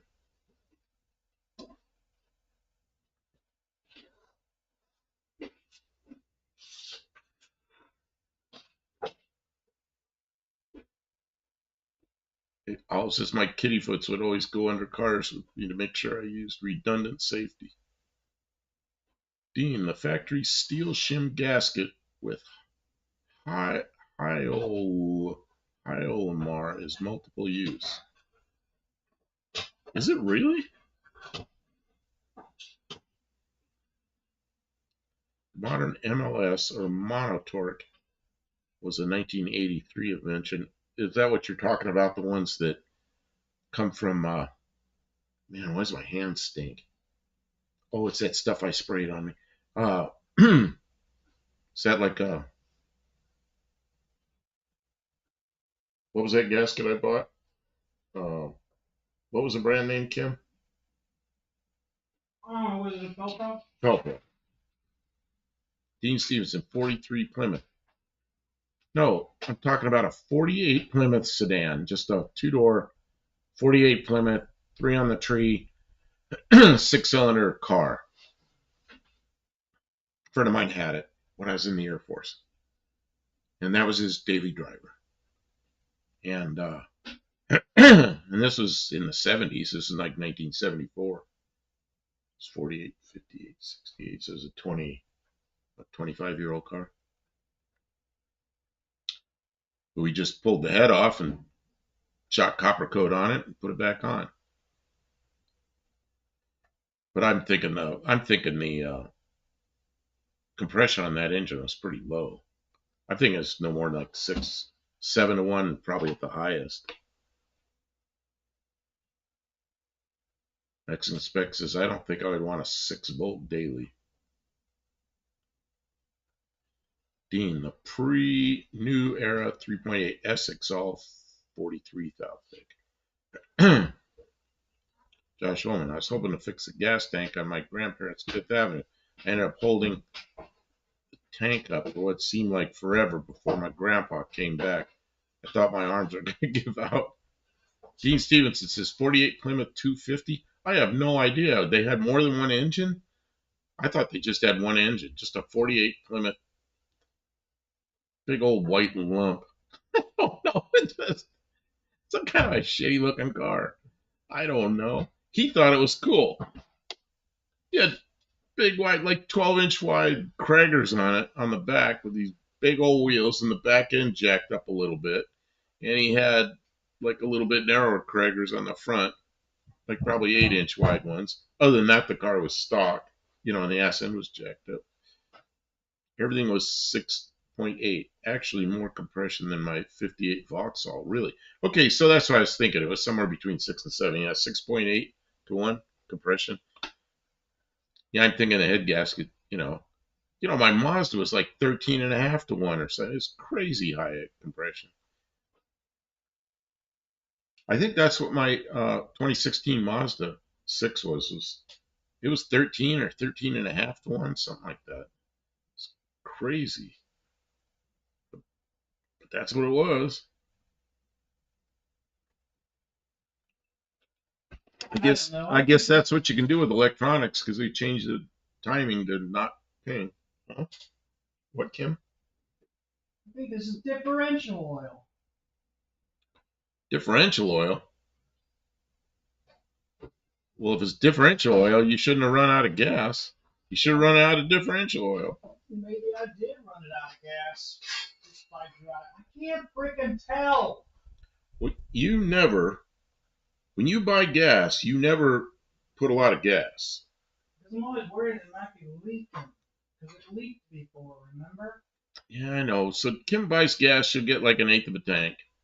And then she'll get gas again, like 1/8 of a tank. And then she'll run out. She goes, I think I had plenty. Well, you could have run out.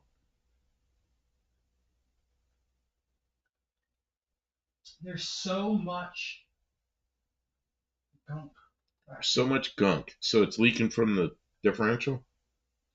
I don't know. It might still be oil from when the freaking engine was. That engine leaked gallons of oil coming back from No Name Nationals last year. On the way back, we put at least 2 gallons of oil through that engine. I mean, the whole underside of the car is just this giant oil slick. It's an oil slick under. Well, it won't rust. I mean, that might be the only thing that saved this car all these years. Oh, the oil puking out of them. So, Josh, how'd you finally fix the gas tank? I used to fix gas tanks. I was the only one in the town where I lived that would put a torch on a gas tank, and did it a lot. Are you listening? Yeah, I can stop and listen. It doesn't smell like gasoline, and it doesn't smell like, you can't mistake the smell of differential oil. It fucking reeks. So it doesn't smell like that either. So all I can think of is it smells like. It's the mess under the cars. Those gallons of oil we put through. Remember that night we left the hospital and we put oil, and then we stopped, got gas, and I put another. Oh, we stopped before the crash, and got and put another couple of quarts in it, and then I bought a gallon, and we put that in the next gas station. That was after Dr. Go was there. We stopped at the gas station with Dr. Go and Mrs. Go, and yeah, I think I just need to put some more gas in it and inspect it with gas in it. It's. But Garfano says the tank was leaking. It should have been empty today. Well, unless it was. Well, that's she thought it was. The sending unit's kind of up the back of the tank, and she thought it was leaking from the sending unit gasket, which means it had leaked down to some point, and then. That means I ran it out of gas. That means you ran it out of gas. I must only be getting about 8 miles a gallon. Josh says, I believe we used epoxy. That works a lot. As long as it's not a place where the gas tank moves, like, big sheet metal gas tank, big flat ones, they move a little bit, and then the epoxy breaks loose, but epoxy works. I used to use solder or braze. gas tank is covered in oil. It's not.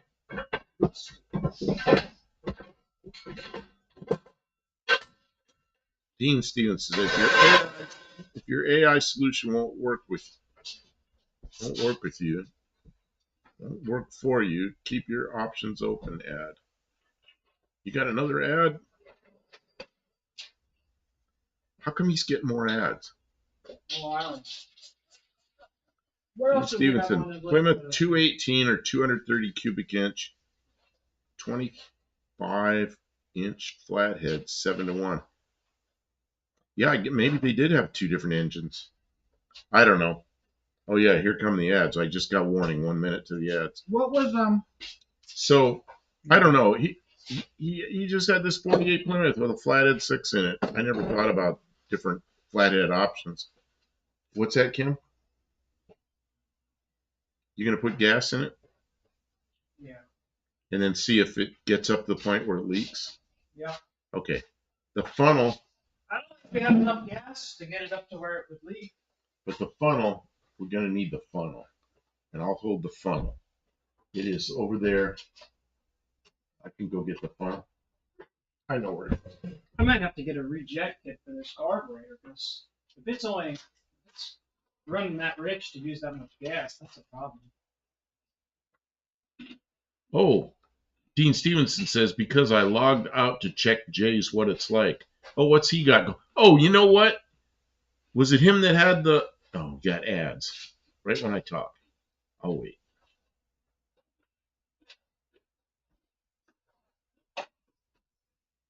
Olive says, oh, I got an ad earlier. It was for some business scheme I forgot the name of. That must have been a half an hour ago because their ad running right now. Oh, when you came back in, you got an ad. Oh, Josh Holman says, in Grandpa's car was gold like that one. Really? Okay, I've got the funnel. Gas is behind you. I no longer have the funnel.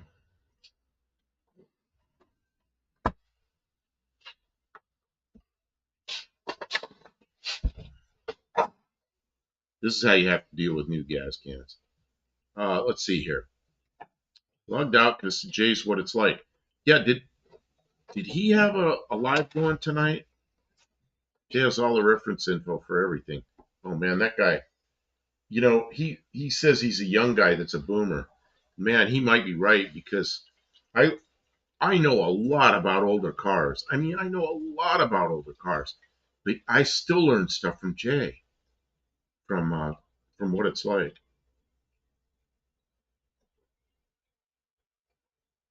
I hear the gas going in the tank. You got a bunch of gas in your lawnmower for now, right? Yeah, lawnmower's almost full. All right, I'm gonna fill this up, or I'm gonna empty this whole tank in here, and then we'll get more. Okay, let's see here. Buddy car font. Oh, I gotta go back. Jazz all the rest. Let's see.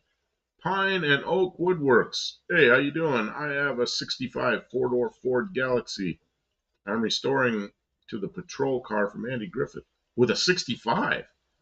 I was thinking, did they have a 65? Okay, because I know they had like 61 and 2 and 3. They could very well have had a 65. I remember those cars well. Yeah, that ought to be a fun project. Buddy Carafano, Optima battery ad. There's the battery I wanted to buy. I did buy one. I forgot to get it out of the car before it went to the wrecking yard. Unlike AI, this information isn't 98% wrong. Oh, his information isn't 98% wrong. Yeah, he even says on there that he doesn't use any AI. Let's see. I've got something else I want to say about that 65 Ford in a second. Yeah, it was some time ago, but okay, I already read that. Next spec. Nah, I'm keeping it. Oh, okay. Did they use Galaxy or custom? Oh, Mexican specs getting to what I was going to ask about, because the Galaxy had big, cool looking taillights, and the custom had a round taillight in that other shape, and the police cars all had the custom taillights, the round ones. They weren't custom at all. They were just called custom. They were round. So Mexican spec knows that.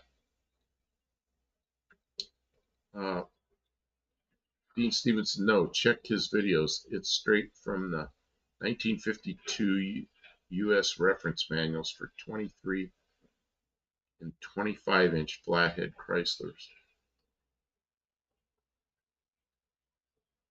Pine Oak says standard Galaxies. Okay, so you got the big taillights. I think the big taillights look better, but okay, you poured it all in there. So it was like 3 gallons. Right, 4. Probably. 3. Yeah, 3. Yeah, because remember you filled it up and I said, put 4 in it, put 4 in it. You go, no, it's almost full. I brought it back and I was surprised how heavy it was. I filled the mower up and there was still a lot of gas left in that can. The reason I'm holding this, still holding the funnel, is to make sure it all drips.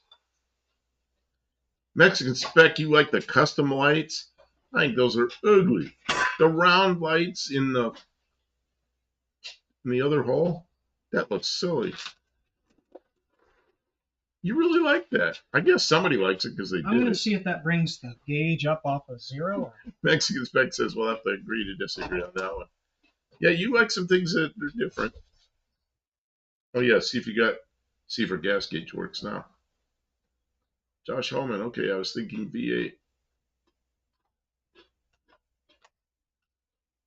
What is that noise? Kim, what is that noise? Some noise behind me. I don't know what it is.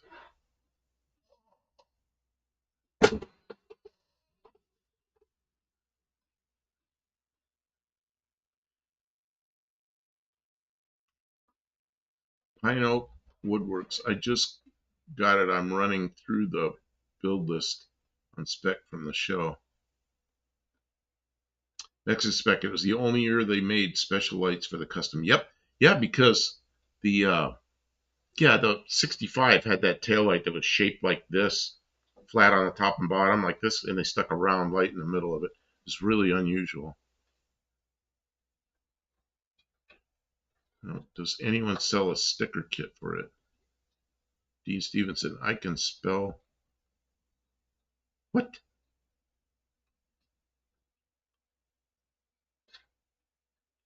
Okay, let's see which. Kim, I smell a lot of gas.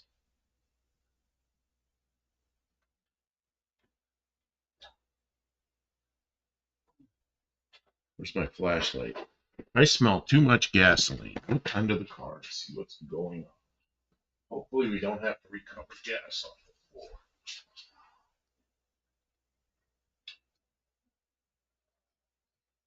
Nope, nothing's dripping. Why do I smell so much gas? Maybe just because you got the gas cap on? Yeah. Okay, I'm going to put the gas cap back on.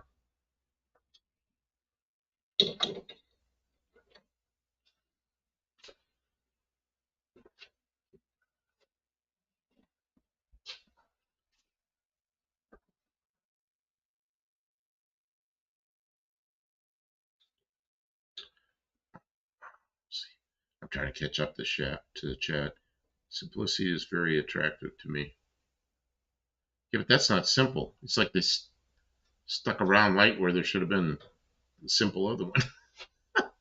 My neighbor replaced every single fuel system part on a 7.3 diesel F-250, only to discover that it was simply out of fuel. I had a friend that filled his Dodge with his Cummins diesel, filled it up with gasoline, figured it out right when the thing clicked off, went, oh no. So he called the tow truck, had it towed home, and then he had to drain the whole thing. Big pain in the ass.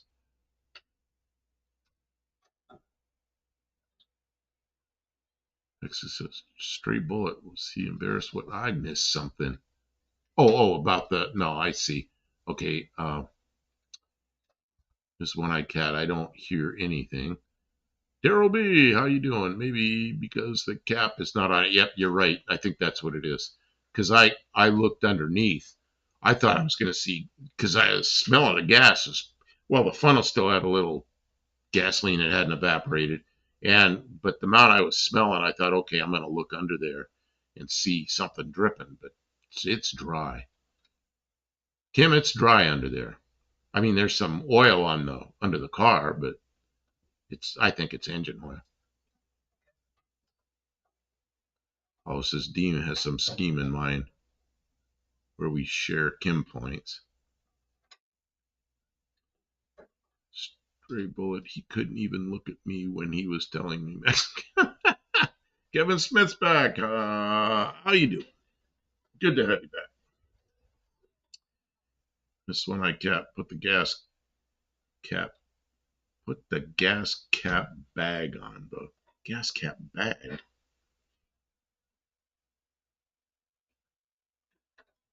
Yes. Oh, put the gas cap back on. Okay, I got it. Yeah, I did that. Stevenson, send your fuel tank down. Okay. Kevin Smith forgot I had to cook then eat. Mexican Spec says 104 minutes to cook and eat. Well, you know how many minutes he was gone? Shake the car and slosh the gas, Buff, to see if you see a leak. What did it go up to on the gas gauge, Kim? No.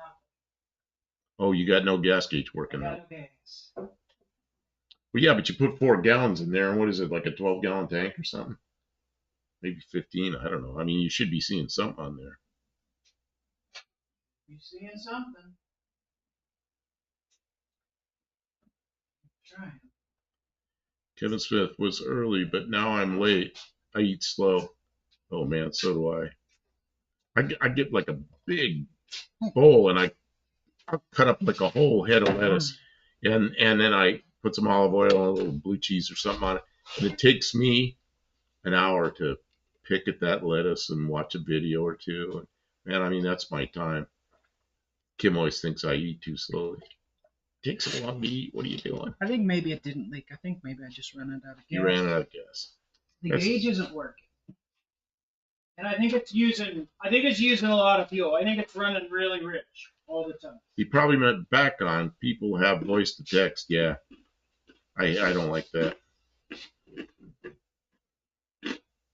Yeah, because I'll like say something and it says it does something wrong, and I'll go like, "What the F is going on?" And then it says that and sends it, and it's like, yeah.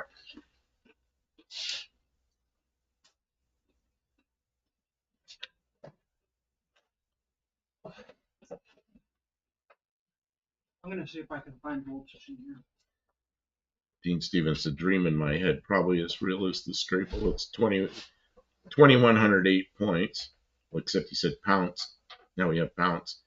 New English, excuse me, New Zealand word, pounds. Mexican Spec, it leaked when she was driving it, so it means the gas was sloshing around. Mimic that here. No, I think she didn't have enough gas in it, is what I think. Roxy, the warden, needed help. She's not able to feed herself, says Kevin Smith. Dean Stevenson, if you work without the other person's permission, you're working against them. Mexican Spec, slow eaters are frustrating.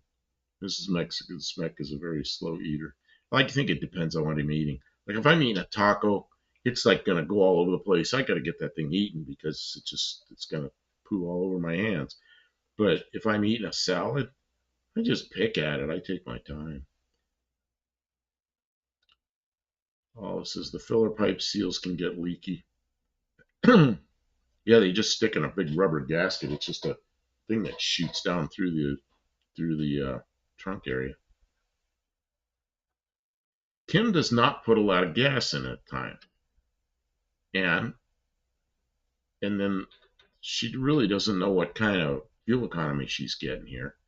So it's possible she ran out.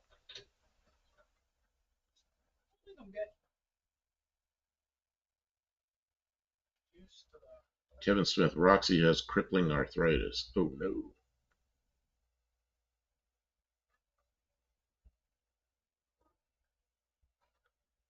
Oh, it says Kim's snacks are loud. There's usually snacks are loud, but there is usually a ground strap for the fuel gauge sender, which must be good for the gauge to work. Yeah. Well, the gauge used to work, so something has happened. No, I've got it. I confirmed. Oh, she's got it. She's confirmed it. No, the strap on the tank, there's definitely one on the tank. There's an extra one. There's doubled up. It's doubled up on the tank. Okay, so there's some other problem. Yeah, something else. Stray bullet, 1,173 points. Kevin Smith, it takes me a while to eat. I usually eat and chat. I've done that a lot. All right, wherever I'm robbing power off of, I'm not getting it. Ah, you're robbing power off a place that doesn't have power. Yeah. Fuse box. Bad connection or something, I don't know, but I don't know where I ran that wire to, but Stray bullet says Kim needs to work off the top half of the tank, not the bottom. You know, I mentioned this to her. You know, why don't you put more gas in it? She goes, I'm always afraid that there's leaks, so she doesn't want to put much gas in so she doesn't lose it. And you know, we went somewhere. We went to get that refrigerator with her van, and man, her gas is like right on empty. She, oh, it's fine, it's fine. No, stop at a gas station. So we stopped, and I put like 10 gallons in it. She's freaking out because she goes, no, don't put any more in that in case there's a leak up high on the gas tank. You'll lose it. Just put 10 gallons in it. It's not going to leak. She doesn't know I put more than that in it before.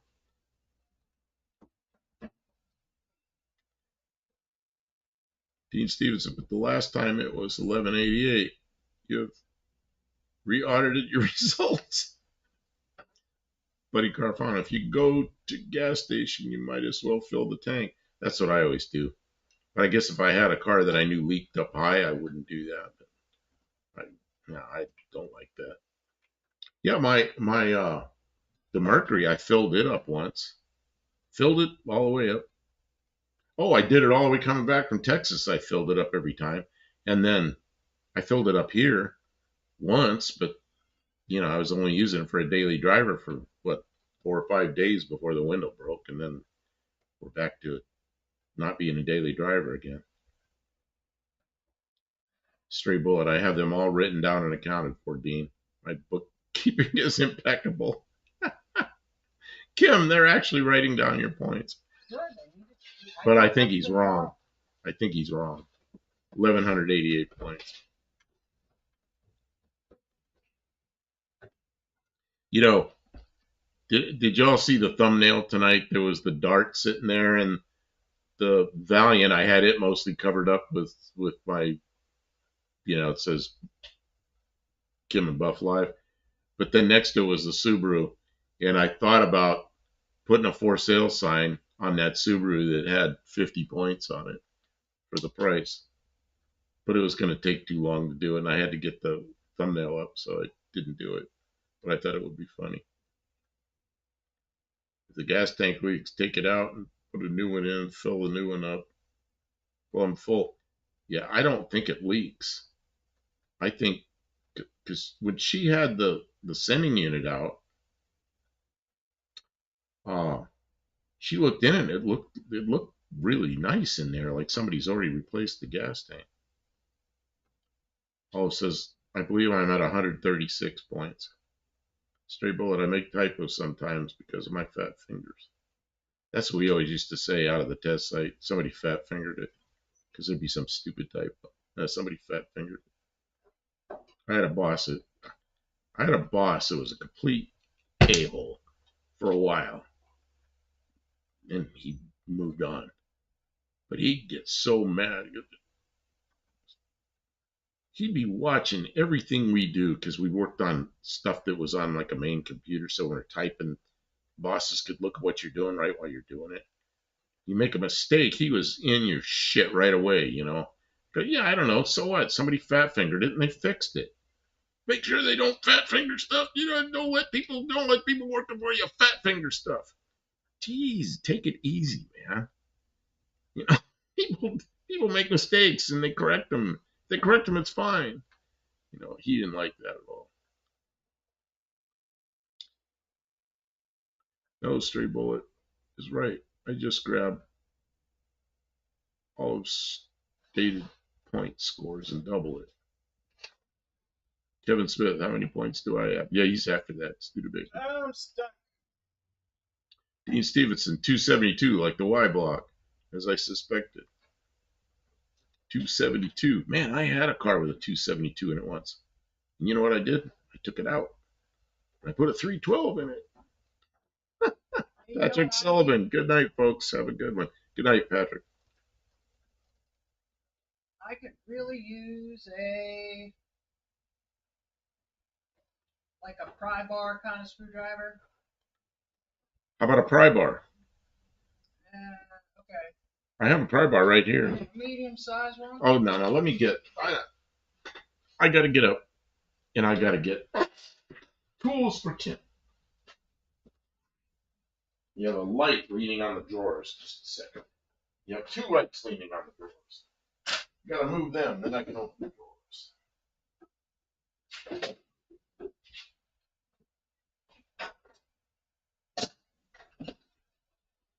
So you want a big ass screwdriver, like. It doesn't have to be huge, but I don't want something rinky dink. Where are you? Are you under the car? I'm under the dash. Okay. I'm working my mirror. Yeah, I didn't know where you were. Oh, I see your feet. Thank you. Is that good? That's a good one. Okay.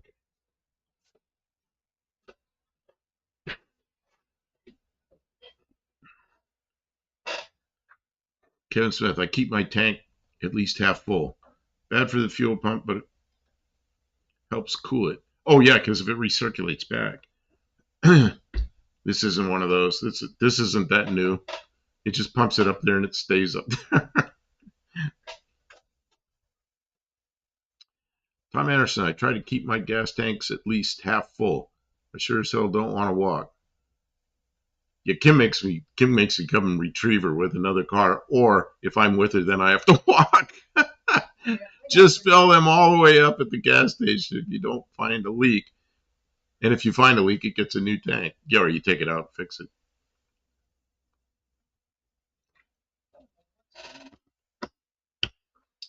Stray Bullet says everything I have is fuel injected, so I'm looking for fuel at quarter tank.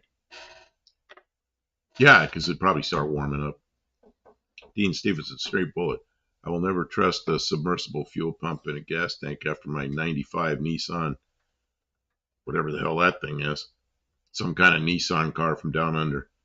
And 98 Ford Explorer, my 81 Mustang, I could run it down the last ounce of gas and it would start.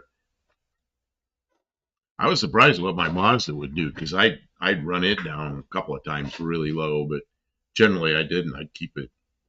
It'd start getting under a half a tank. I want to put gas in it. And then I was doing the same thing with the Jeep, but we've been using it so darn much. I looked at it last time I got in and I was surprised how low it was. Kim, did you put gas in the Jeep or where is it? No, but it was at quarter tank. It's at a quarter tank? I think it was under a quarter when I was in it last. So what? It gained some gas? It gained some gas. There's an airplane I used to fly like that. It used to make its own gas sometimes. I mean, that's a bad gas gauge. I mean, you always had to be thinking about, how much time you had the engine running. Time and throttle setting. Because the gas gauge was awful. Fix the brake light switch. Well, you fixed the brake light switch? What? It was working. You remember I said, though, it would stay on sometimes? Oh. No, it should never give us switch.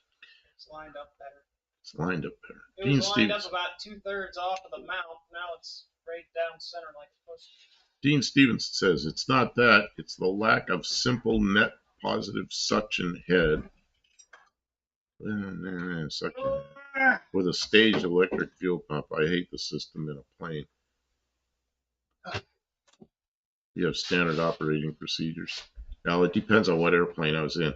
We had, I flew Cessnas that it was just gravity feed. That was pretty simple. High wing airplanes with gravity feed. And then the airplane that I did, it was a high wing, but the gas wasn't in no fuel in the wing. It was behind the back seat. And so, of course, you had electric pump. and we had an engine-driven pump. So like takeoff, you'd always run the electric pump. And once you're up away from the ground away, you shut the electric pump off. Kevin Smith, we are in Central Time. Yet there's people that are directly north of us that are in Eastern Time. I'm like up near Chicago. I got no power to the ignition side. Damn it! Kim's in there damaging it because she's got no power to something. All right, I guess the next thing I want to do is confirm that when I do hook it up, the gauge works, right? It is midnight Central Time right now, Kevin. Okay, what'd you say, Kim, about? I said I guess my next step is to disconnect it from the power source that doesn't appear to be working. Well, or look, does the power source, the power source you're attempting to use, does it have a fuse in line with it somewhere? No. No. Well, yes, it's one of those glass fuses in the fuel panel, in the fuse panel, but there's only 4 and they all look good. Well, they all appear to be good. Stray Bullet says most Cessnas have a mechanical fuel pump. Yep. Yeah, but it's gravity feed down to the gascolator.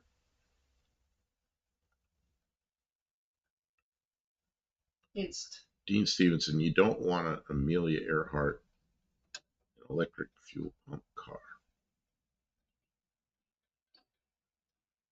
Well, I do have.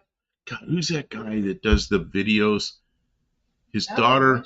I remember her 6th birthday. He's a guy out in Vegas, and he flies a Kristen Eagle. And his daughter, she'd been flying with him since she'd born. It was her 6th birthday, and he's sitting in the back, and she's sitting up front in the Kristen Eagle, which is a 2-place, fully aerobatic biplane. He's got the camera pointed at her up on the top of the instrument panel, pointed at her, and you can barely see him behind her. So she's up there and she's flying, and he's got his hands up in the air, and he goes, "Okay, do a roll to the right, do a roll to the left." And she's doing perfect rolls. 6 years old, So afterwards, they're down there on the ground at home, and they got a camera on the 2 of them, and they're watching the video, but the camera's on the 2 of them. And he says to her, "Okay, we're going to critique the flight here." And he says, "Now, how old are you?" And she goes, 6. And he goes, "And how long have you been flying?" And she goes, 6 years. He just laughs, But I couldn't believe that little girl was doing most perfect aerobatic maneuvers. She's 6 years old. Jeez. She's probably double that now. I haven't watched him for quite a while. He's got 3 young girls, and all of them are, have flown. But the one girl, and her name is Amelia, just like Amelia Earhart. She's and that's what reminded me of that. She's quite the pilot. Little kid. Kevin Smith, who can afford a Cessna? Rich people. I don't know anymore. Who can afford a Dodge Dart? Have you seen the prices? Oh man, everybody wants $4,000 for their piece of garbage now. Yeah, I remember when you could get like a rebuildable car is $100, and now they're like 5,000. And it's like, God, I can't believe I paid $5,000 for that 78 Zephyr Z7. Jeez, $5,000. My first one, I think I paid $300 for it, and it was 4 years old. I paid $300 for it. It was 4 years old, and it had a little crunch in the front that I had to buy a fender. But the hood wasn't bent. It was just a wrinkle in the front fender. I just replaced it. And I didn't think the headlight door was bent.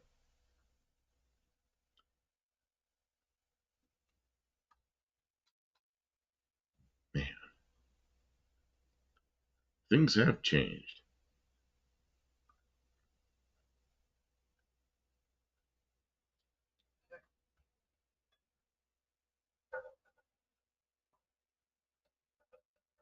Yeah, there are people that have Cessnas. They either had them for a long time or I don't know.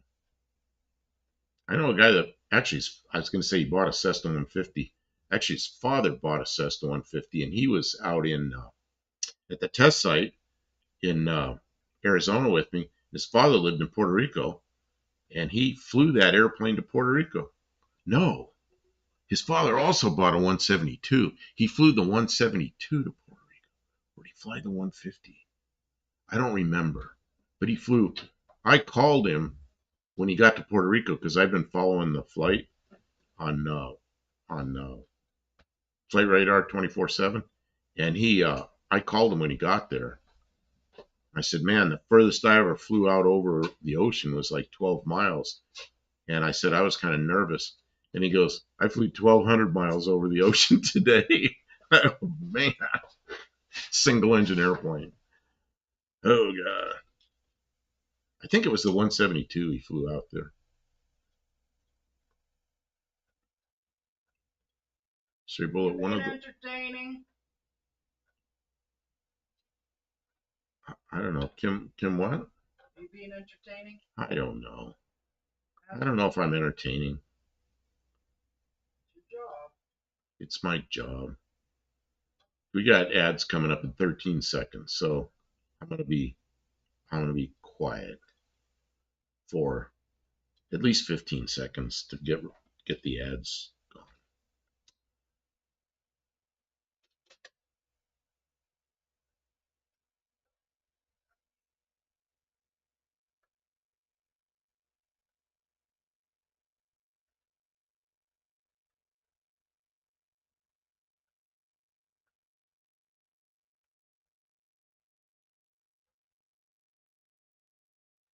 Just Olive says the heart wants what it wants, but Cerebral, one of the fuel pumps lasted more than 500,000 miles, Dean. It must have been that. I was always running the same tank out of fuel before I figured it out. Kevin Smith, it's been interesting here in Akron having 3 airships floating around town for Goodyear's anniversary. Really? That's pretty cool. Doing that all week. I was in an airport one time, small airport, standing out by the runway, and a Goodyear blimp came down, and he's like diving toward the runway, and I'm watching. He comes in, he does like a pass down the runway, and then pulls back up and flew on. I don't know what the heck he was doing, but I was standing out there, so I put up my thumb like I was hitchhiking. So he didn't stop for me. It's the slowest high-speed pass I've ever seen. Buddy Carfano, your Mercury would be another $5,000 if you paid shop for. Oh God, you could have paid shop. I don't think anybody now, even in a shop, even knows how to work on it. They'd be over there looking for the OBD2 thing to plug it in. I can't plug my scanner in. Don't know what module to replace.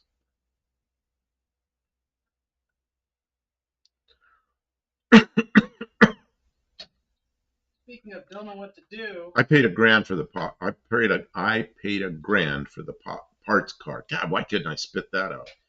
Mexican Specs asking. It was $1,000. Yeah, plus transportation. Well, and I had to go get it. Yeah.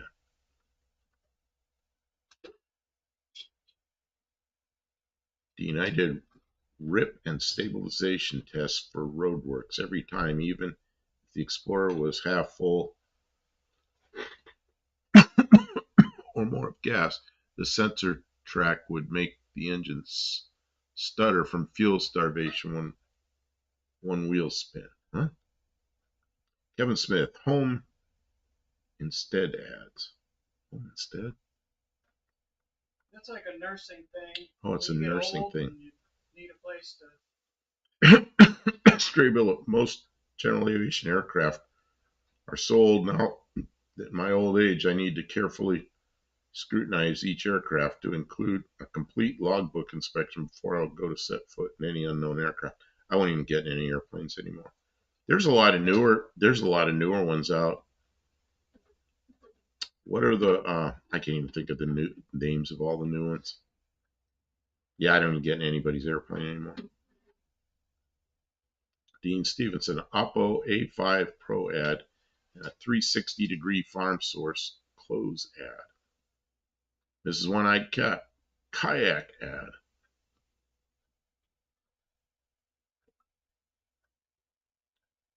I think Kim's giving away points, but she's underneath the dashboard. You absolutely get points. You always get points, even if I'm not reading ads. Just the fact that you did the thing gets you the points. You did the thing, you get the points. It's all good. Kevin Smith, the big air dock located by the Soapbox Derby Downs. So huge it has its own weather inside the building. The Soapbox Derby, is that still a thing? I was talking to Kim about that a week or two ago, and she didn't know if it was still a thing. Soapbox Derbies?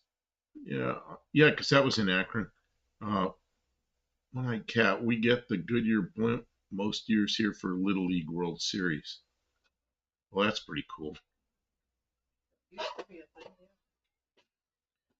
My throat's starting to bother me. I need to get I got some cough drops in my pocket. I'm Kevin Smith. We lived with blimps all my life. It's like out there in Yuma, when I first went out there, those, the Ospreys, those weird half airplane, half helicopter things, got two big old rotors up here, and then they tilt them this way. When I first got out to Yuma, those things were flying all over, and it was a little strange getting used to that, but then, I'm used to seeing them every day. Man, when they're flying, you can feel it in your chest. When they're flying forward, going like airplane speeds, the propellers aren't turning that fast. They still make like almost kind of a weird between a helicopter and an airplane. You can feel it in your chest when those things fly by. But I got used to it. Olive says my Volvo Guru kept struggling for flight status. I wish he'd stayed around. Kevin Smith, Derby is usually in late July or something. Okay, so they're still doing it. Miss One-Eyed Cat, I will never fly in a plane. Man, I don't know what if I got like 2,700 hours, something like that, flight time. I don't know. Jason Electrical Run suck. One-Eyed Cat, they thump the air. Josh Holman, those always crashed. Well, back in the beginning they did, but I think they're fairly safe aircraft now, although they've had a couple of incidents with them. Stray Bullet says, oh my God, I wouldn't even get near one of those.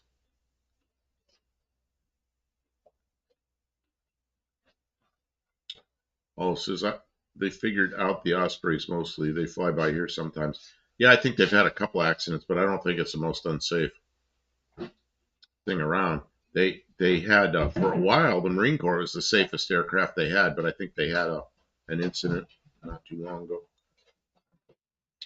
Smith says my Uncle Ray was a pilot of the Spirit of Akron blimp until he passed in the early 2000s. Wow. Yeah, he lived in Akron. Stray Bullet says they should just retire those Ospreys. They're too new.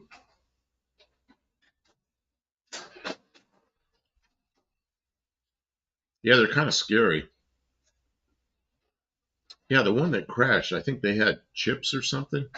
One of the transmissions. I think that's what the incident was there. But that could happen to a helicopter too.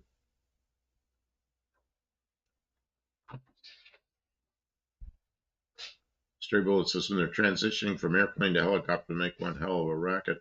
I watched them kind of human. They're cruising in and the nose is down. They're descending, look like an airplane. And the rotors are slowly going up like this. And they're slowing down, and pretty soon they're a helicopter, and they come in and they land. It's really strange looking. Spirit of Akron crashed over by my dad's house in East Akron about 10 years ago. No injuries.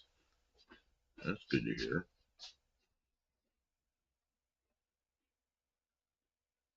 Mrs. One-Eyed Cat, probably Soapbox Derby is this weekend. Really? Nice. I wonder if that's covered anywhere. Oh, we got something going. Oh, you know what, Kim? We got work tomorrow. Okay. Going to my stepmother's house. Around noon, 1 o'clock, something like that. I'm supposed to get back with her. Whoops. I probably should have done that earlier than now. Oh, she's been in bed for hours. She's 91 years old.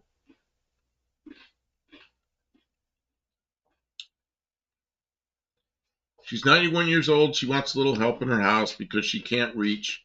She doesn't want to climb the ladder to put her new smoke alarms up. Like, yeah, I guess not. 91-year-old lady. Yeah, you shouldn't be on a ladder. Saberlet says an engine fails in flight, there's no recovery. Well, if you can lose one engine because the drive shaft over the other side, so you can fly it on one engine, but I don't know how well it performs. Yeah, there is a drive shaft that connects the two transmissions. Also, they put like neon yellow on the end of the rotors. At night, you could see them do their thing. This is One-Eyed Cat says for kids only. Yeah, but I'm thinking they might be covering it somewhere on a YouTube channel or on a TV or something. I used to watch that on TV years ago. That's the Soapbox Derby.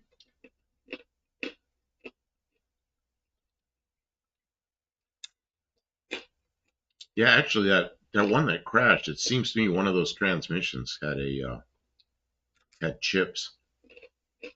You know, like helicopters have chip detectors in the transmissions. And you get chips, you're supposed to, that's an emergency. Supposed to get the thing on the ground. Where was it? I'm trying to remember where that was. Wasn't that in Korea or Japan or somewhere? They lost an Osprey.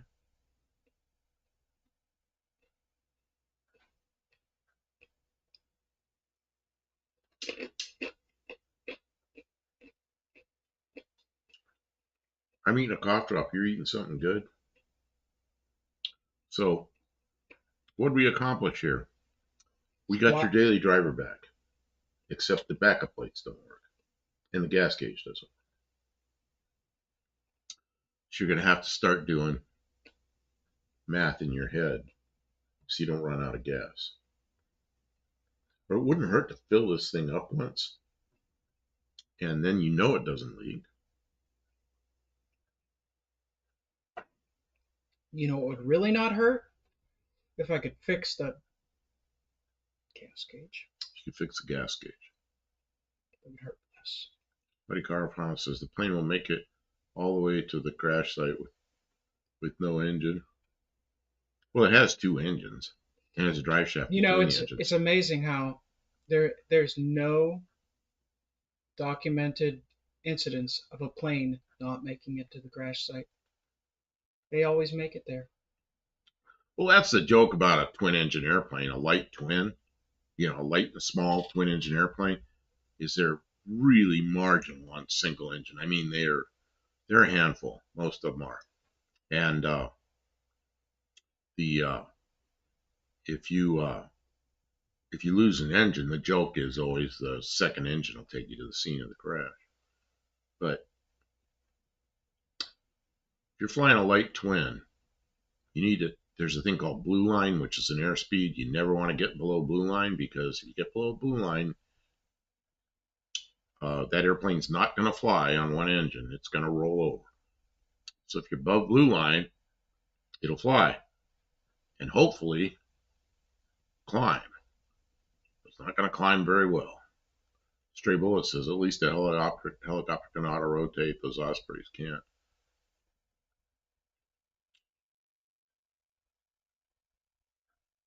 Kevin Smith, my brother-in-law lost in Soapbox Derby in early 1960s. I lost on Jeopardy. Still has his derby car. I lost on Jeopardy, baby. Ooh. Let's see. How many airplanes have I flown with an engine failure?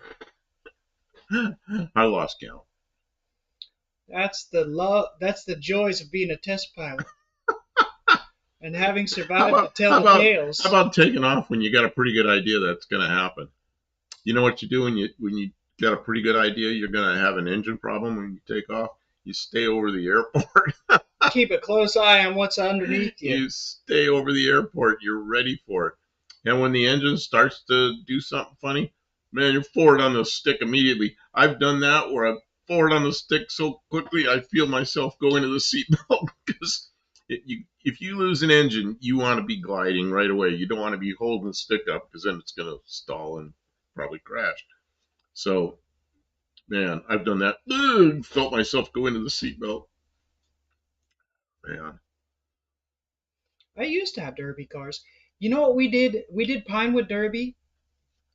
Oh, Pinewood Derby. Yeah, I did that too. Why? What were they calling it? Soapbox Derby. Soapbox Derby is when you ride it. It's a little like a little fast thing that's a coaster. You go down a hill. We did Pinewood Derby, and that's on little tracks. Pinewood Derby is the same thing, but it's a tracks. Yeah, those little.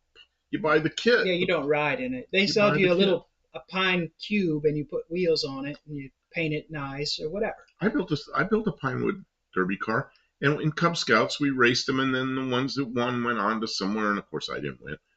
But yeah. Buddy says working gas gauge is a must. Yeah, man. I've been having trouble with it. I think it's a power situation, but I just had the power on and it didn't change. So I don't know. I'm annoyed. Why is it giving me trouble? Wait a minute. Soapbox Derby got a bad reputation when one dad put a magnet in front of his daughter's car trying to cheat. What did the magnet do? How would a magnet do anything? I learned everything about derby racing from The Simpsons. Your name was Milhouse. You cheated and won. You got caught big time. What did the magnet do? I mean, unless there was a big piece of steel in front of it.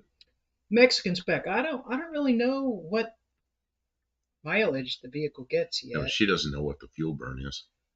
I'm guessing it's bad. I'm guessing it's like 10. Josh Holmes says Pinewood was the Boy Scouts. Yeah, we did it in Cub Scouts. I have a feeling that carburetor is jetted for Bear. Because it says weight. Yeah, but why would you put a magnet for weight? Why wouldn't you put a bag of shot, lead shot or something? Well, that's the thing is they're supposed to have a certain. They weigh them. They weigh them. So that I don't know what the magnet. Oh, the starting gate was steel, so it gave the car an advantage. That's wild.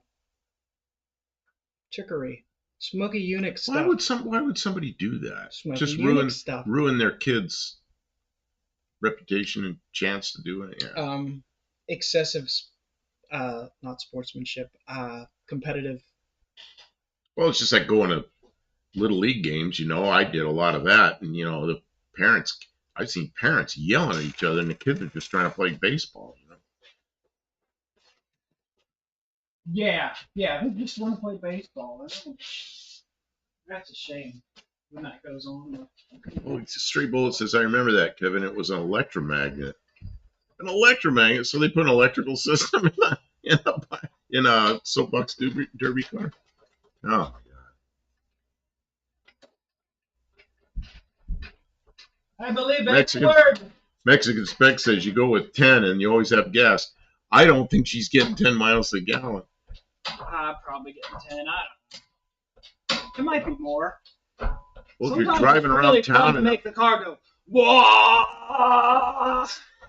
It's really fun. It's a lot of fun to make the car go, whoa! There's a hill out here between Clarksville and here. It's pretty steep. And she likes to go out there and push the gas pedal up that hill. And the car, it's a slant six. It isn't real fast, but it pulls pretty nicely, and she enjoys that. So I'm sure the gas is like it's sucking the gas down. It looks really nice when it does that. Kevin Smith almost ruined the Derby for years.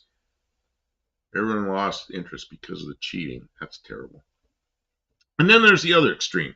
I was in Lake County, Ohio, which is up right on Lake Erie, and I had a girlfriend there, and she had a son that was playing baseball, and I went to a baseball game. We got there, and her son's team was they were winning. It was like 19-1 or something, and they played 4 innings, and that was the end of the game. So they were getting close to the end of the game, and so what they did was they took a chalk line and put a chalk line right outside the base. Kim's gonna make noise. Gonna make a chalk line right up.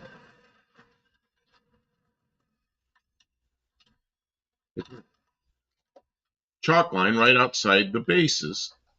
And they said the team that was winning, if they got a hit and it went past that chalk line, it was an automatic out.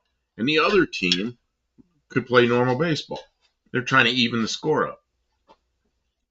Well, this kid that I knew, their team got a few more runs. So then they put a chalk line that was like a semicircle right behind the pitcher's mound. So they said if the team was winning, hit a ball past that line, it was an automatic out. So the kids are hitting the ball and trying to make it roll right up there. And the team that's losing is just standing there watching the ball roll up, and it would go across the line. So they kept playing more and more and more, and pretty soon the team that was losing had like 22, and it was 22-23, and pretty soon it was 23-23, and the parents stopped the game. Then they gave all the kids trophies. And I'm like, what the hell is this? Communist baseball? So then her son, he's got this trophy. He comes back to the car. It was a hot day. The car windows are open. Go walk back there and throws it from about 30 feet away. He throws the trophy, and it goes through the window of the car and onto the seat. Well, she goes, I can't talk. So she goes, what's wrong? Don't you like your trophy? And her kid's like 9 years old. He goes, this is stupid. Even the kids know this is stupid.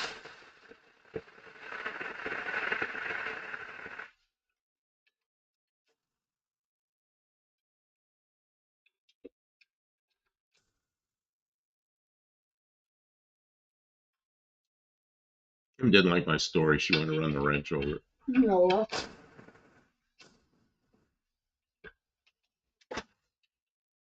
I had thoughts on your story, but that wasn't why. I was actually just doing what I'm supposed to do. So to just get my car going. The county next to Lake County is Ashtabula County, which is where I helped with Little League. And they let the kids play real baseball, and they'd lose or they'd win. Yeah, they had to know they'd get caught.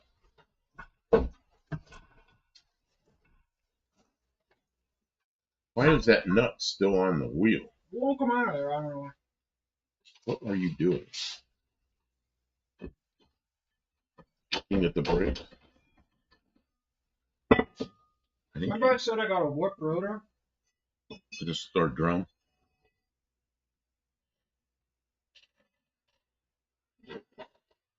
Did you take my flashlight?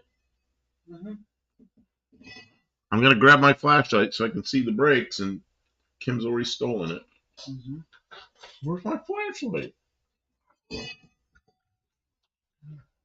I was going to point it down there so you can see what's going on. Now you don't even know where it is.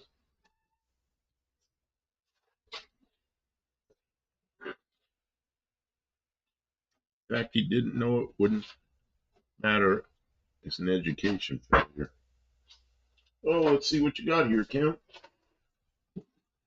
Well, the primary stored the front. That's good. Secondary stored the back.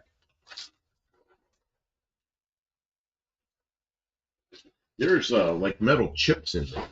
There's metal chips in there. Looks like metallic paint. What the heck is that from? See all that? It's on the wheel cylinder. It's on the inside of the drum. Shiny little chips. What the hell would cause that? I'm looking for a shiny spot where it's wearing. I don't see anything.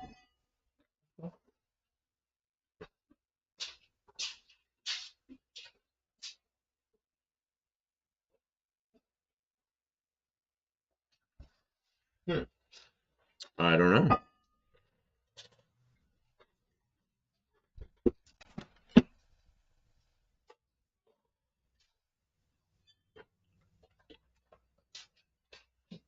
Oh, so seriously, actually Looney Tunes physics, assuming there was a way-in.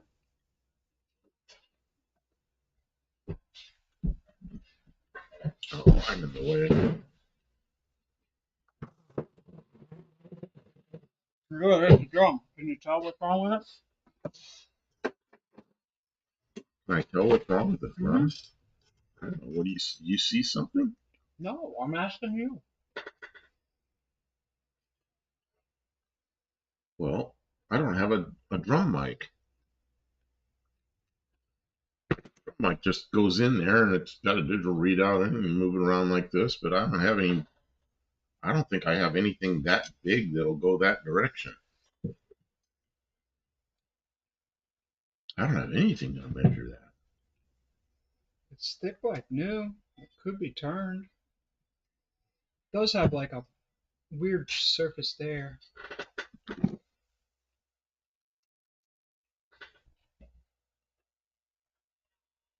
I don't know what all those sparkles are. Oh, I.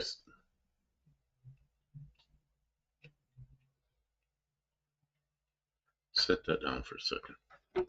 I'm gonna kill the tick that's in there.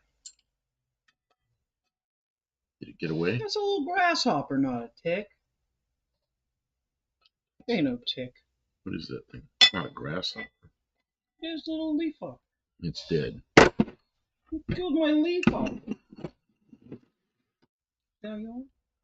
Jet up, look. What is this? Mrs. One-Eyed Cat. Jet up, look for Buff. Jet up. You didn't even get him. I missed him. He got away. Oh, he's some kind of a hopper. I can see it's shinier on one side than it is on the other side. Or maybe it was hotter on one side than it was on the other side.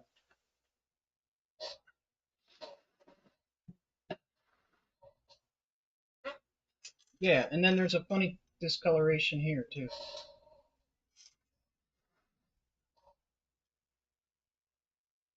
What's doing that? I don't know. Something's got to be rubbing there.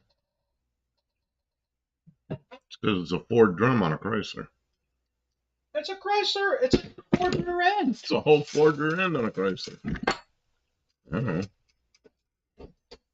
What is this Mrs. One-Eyed Cat? Jet up, up. Look for Buff. I don't know what that is. Oh, Kevin Smith, did you get the brakes done on the Chevy Cruze? Yes, we did. Yeah, it went good. It went real well. And my grandson actually did some of the work. And he learned something. You know, he's a young guy, graduated from college.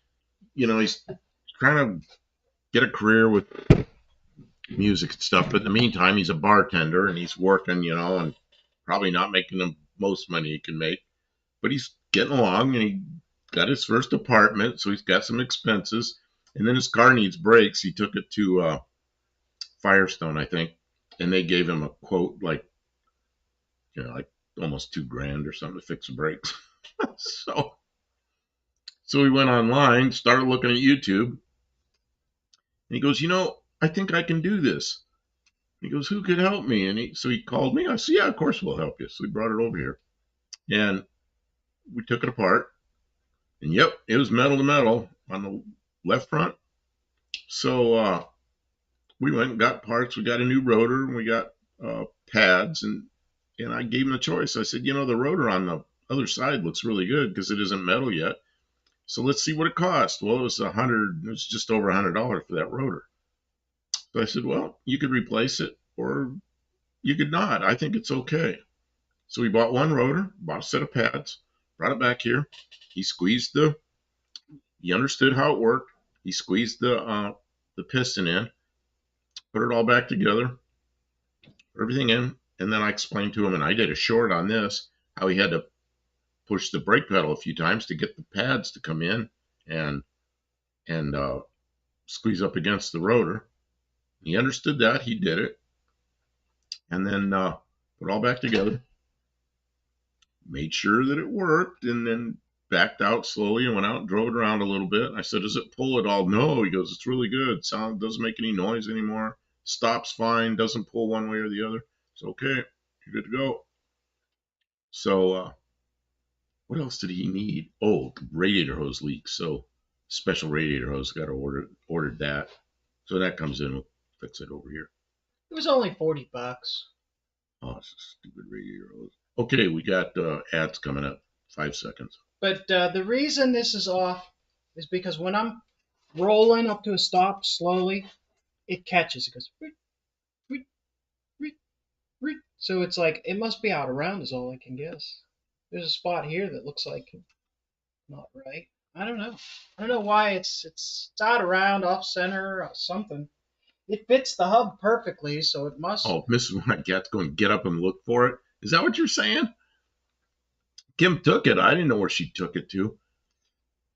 I figured she took it away. It's my fault. If she took it away, she'd know where it is. I took it. Yeah, it's me.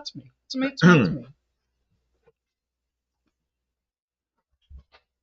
Now, I wouldn't put up with it if he was being. I'm not gonna. If I got a flashlight here and she took it, I'm ask her where she took it to before I get up and just start looking everywhere. He would never have found it. Because I'm nuts. I hide stuff. Let's see, were the brakes as bad as you thought? All I knew was it's probably metal to metal because it was making a scraping noise, and it was left front. The left front was metal to metal on one side. He wore them right down. Well, we looked at him almost 2 years ago, and we told him he probably had another 10 or 12,000 miles or something. Yeah. And he ranted about that. Yeah. Yeah, we were right. So it cost him a rotor. But it didn't cost him a rotor because we did it. And instead of him having to take it somewhere, it would have cost him. Oh yeah, and yeah. What is this? Dean Stevenson, I broke my Shabbat. Done now. What's that? What, Kim? I said, what is a Shabbat? I don't know what a Shabbat is. Breaking the Shabbat. Oh. Tom Anderson, your grandson gets the notion of how to do brakes. You had one troll on that video. Short that I had no idea. Yeah. And that's why I pinned him to the top. Somebody asked, what does it mean when you pin somebody? Well, when somebody makes an ass out of themselves, I pin them to the top. So we can publicly shame them. I call it the pin of shame. Oh, and then he went on and argued with everybody that he was right. He goes, if you step on the brakes, you know how when you push the caliper, you push the piston in the caliper, you got to bring the pads back out. You got to bring the piston back out so the calipers so the pads touch the rotor. Well, he goes, if you don't have any pedal, it's because you got a leak. You're leaking fluid. How stupid are you? He's really giving me hell. So it's like, no, you gotta move the pads out so they contact the rotor. He was doing, and it's absolutely and routine. He kept going on about it. Whatever. The more comments you have, the more it drives the algorithm to bring people to the. Yeah, it's perfect. So let him do it. More about how dumb we are. Kia of Bedford ads. An ad for EV mechanic school. Really? Olive says, I don't know. The drum may look a bit thin. Has been acting up.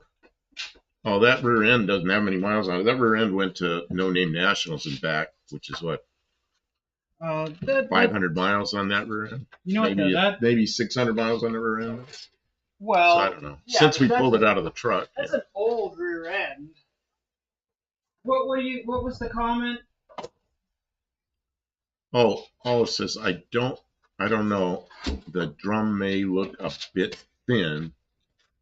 No. It has been acting up. I don't know. It's not thin, no. You gotta use a drum mic. Yeah. And I don't have one. I'm just gonna give it a little polish. Put it back on there, maybe. I bet I could find a used drum mic at some point. Because most people don't even know how to use a drum mic or want to use it, or they hate drum brakes,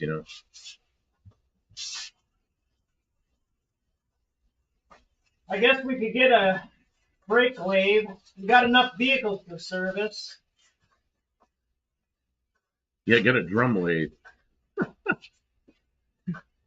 There's a useful tool. I know where there's a drum lathe I could buy. Where? It's in California, though. No. Well, the guy, you know what he did? He bought an old drum lathe from a brake shop that wasn't using it anymore.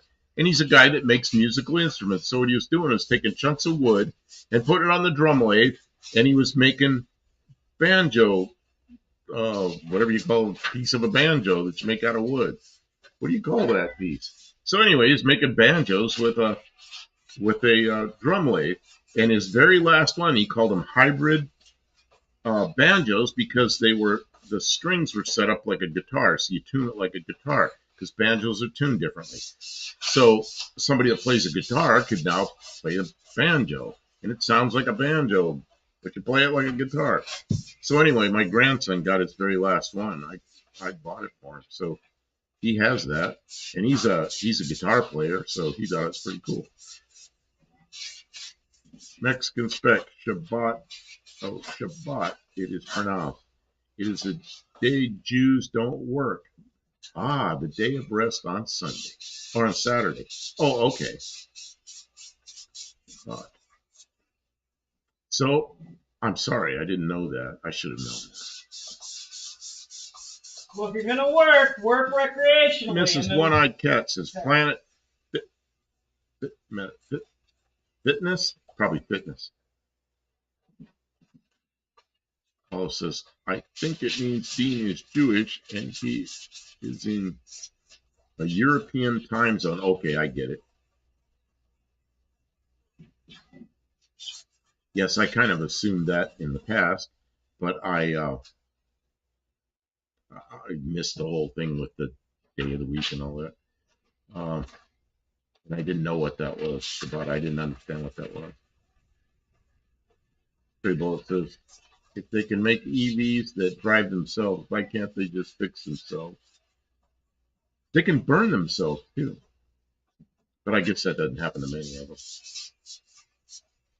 What I've heard is more gasoline-powered cars catch on fire than EVs. But when EVs catch on fire, you can't put them out. Kevin Smith says, when a gasoline-powered car lights on fire, it's not news. Tom Anderson says, I think when you pin a comment, they can't remove the comment either. Well, I don't know about that. Kevin Smith, you wouldn't think an EV needs brakes. They should have electric brakes like my electric scooter. Buddy Car promises take the drums off the Bronco. I thought of it. I thought about it. But she needs the brakes on the Bronco. Well, I could switch it out, though, because I'm not driving the Bronco very much. Are they the same? I believe they are. I'm not sure, though. Well. Stray Bullet says, I'm starting to think that they may not all be that they're cracked up to be, Kevin.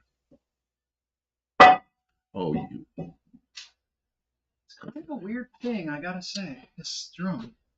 Dean Stevenson, versatile. Some inconsistencies. TM Garage advertising.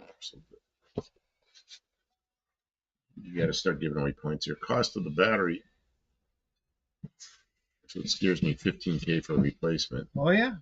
No, I don't want to. See, to me, an electric car, I like my car because I drive it around town a little bit. An electric would be fine with that. But then when I want to go somewhere, I want to just fill up the tank a couple of times and go several hundred miles, or 1,000 miles or something. And I just, I can't do that with electric car. And they're so expensive. It's pointless for me to even think about it. Stray bullet, you may as well throw away old drums and rotors. Once they've been turned, they will warp and get out around it. Well, there's a limit. You look on the drum, and most drums are 60 thousandths that you're allowed to turn. But they're all stamped on them what the limit is. If it got hot and warped, there's something wrong. And if you don't fix what's wrong, if you just have it turned. Well, one of the things that can warp a drum on a rear brake is somebody makes a bunch of hard stops, gets real hot, and then when they stop, puts on the e-brake.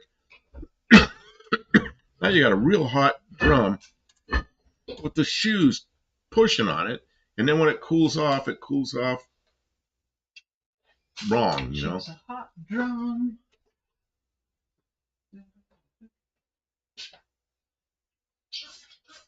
Mexican Spec says, of course, more ICE vehicles. I guess that's internal combustion engine vehicles catch on fire. There are many more in existence. Yeah, I don't know how that. You can make statistics mean anything you want. So I don't know if it's a percentage or if it's more. Also, I never asked Dean about his affiliations, but I have some idea where he lives. I think he's over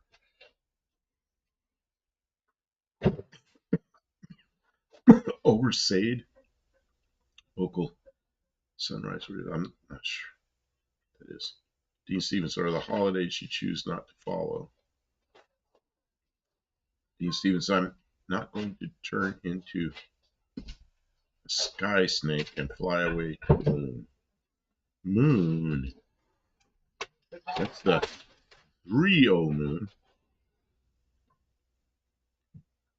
Mexican Spec. Stevens, that would be cool.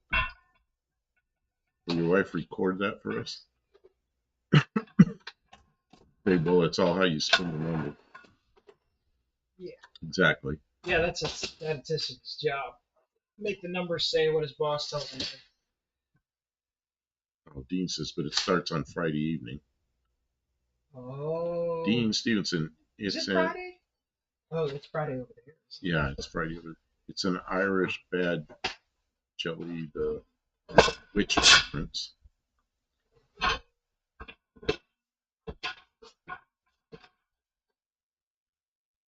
Okay, I don't know. There's some misspellings and things. I don't know. I'll let them just read it. My throat's bothering me. Kevin Smith. They are warped. They are no good. Not very good, but they're pretty. I don't know. I used to turn drums a lot back in the drum. They wouldn't be. They just slightly out of round. If they were, we could go 60 thousandths on them usually. But on a rear drum, I'd do that. Front drums, I probably wouldn't. Bullet, I used to get out of the car and the rotors would be glowing. Well, that's probably not good. Then you got a lot of hot spots afterwards. You might have been pushing it pretty hard there. Mexican Specs, I've caught more vehicles on fire than I can remember, but they all survived. And they didn't burn down a whole ship full of vehicles. Kevin Smith says, oh, okay. And he's like, tears.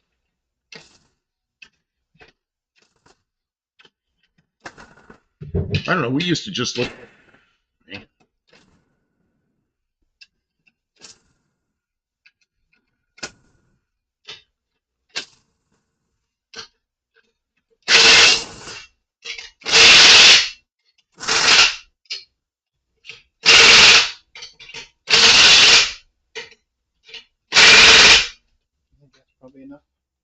Flag-a-da-da-dats.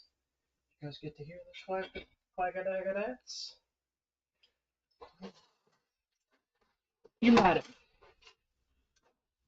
I don't know. Everybody's going to disagree with me about turning drums, but I don't know. I used to turn drums all the time, but if they get near, a lot of times they'd clean up at 20,000. So I mean, you get something at 20,000's out. So what? Just turn it. But they get near 60, and they're still like going, and they're missing a spot. You go, okay, this has had it.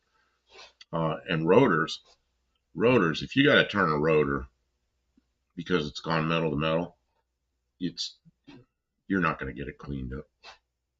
Probably not, especially now rotors. Well, rotors used to be cheaper. Now they're pretty expensive again. So I don't know.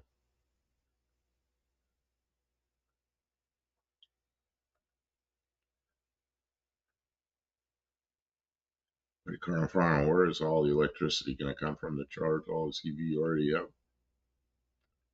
Brownouts and heat waves. Yep.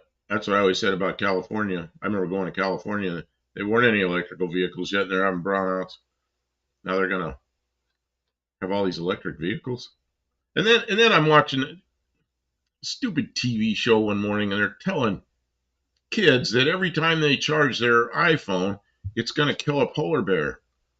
And those same people want you to drive an electric car. It's like, really? Do you have any idea what the difference in, the power consumption is? So your iPhone's going to kill a polar bear, but man, you better drive an electric car. And there's something wrong with that.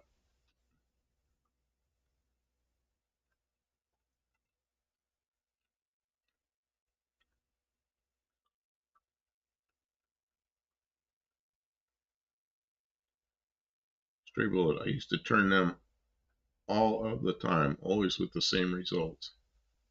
What, they wouldn't work afterwards? I don't know. I worked in a brake shop. We did it. I wouldn't mind having a drum lathe. What could we use it for? Yeah, I'd just take up a bunch of shop space. We would turn a couple of drums. Yeah. Stray Bullet says, we used to turn brand new ones to get them perfect. Yep, I did that. Well, that's the thing. This is a new drum. I used to do that too. New. You get a new drum and they weren't right. I mean, the mileage on this brake setup on the back of this car is not. It's not old. It's. Kevin Smith says, I'm still running original brakes on my Oldsmobile wagon with 70,000 miles. You know, my Mazda had 100 and, I don't know what that thing had, like about 120,000 on it. 117, something like that. Still had good material on the pads. No vibration, nothing like that. No pulsating pedal, nothing. Of course, that was a lot of fast, easy highway miles, so you don't apply the brakes a lot. You do 120,000 miles around town, yeah, you're going to wear out brakes.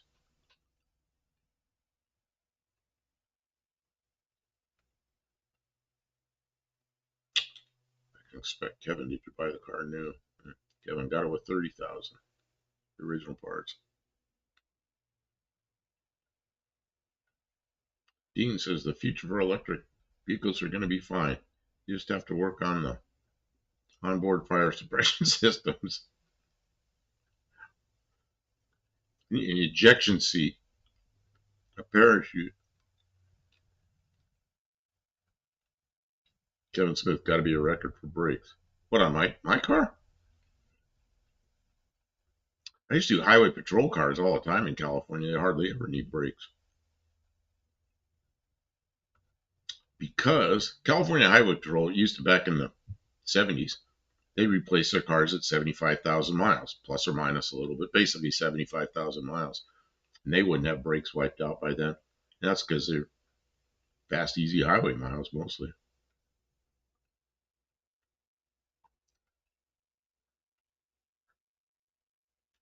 Also, a little imperfection in a drum can just help you not lock them up more than you need.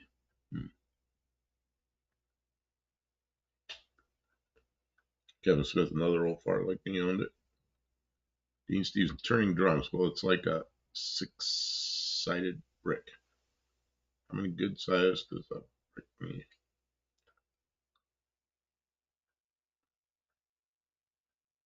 Yes, it wasn't a rental car.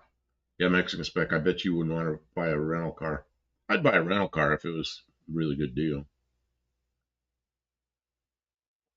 Stray bullet. No, they work just fine, but they would just not typically last the life of the shoes or pads before causing a brake pedal pulse. You know, like I said, a lot of times it's from somebody getting the brakes really hot and then jamming on the, they park it and jam on the parking brake. See, when I worked at the brake shop, I got in the habit of not using my parking brake because of that. But then later, now I use them all the time because they're, I don't know, what's the, oh, I know what it is. It's a disc brake and then there's a little drum inside the disc. So I don't care if I put it on because you're not going to ever put that on while you're driving unless it's the only option you have to slow down.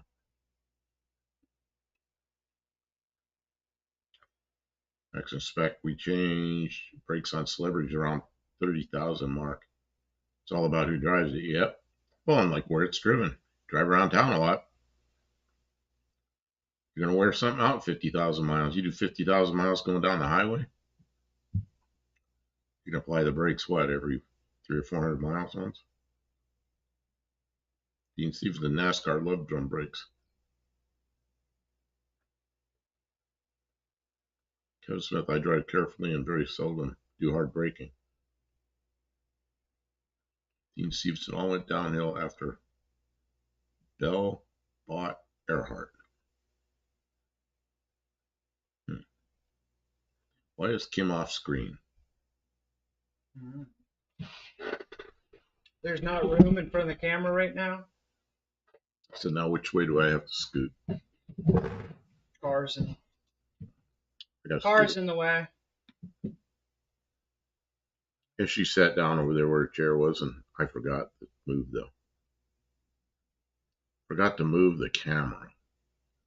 I want front disc because I do drive with hard braking, but rear drums are fine as long as you feel what's going on.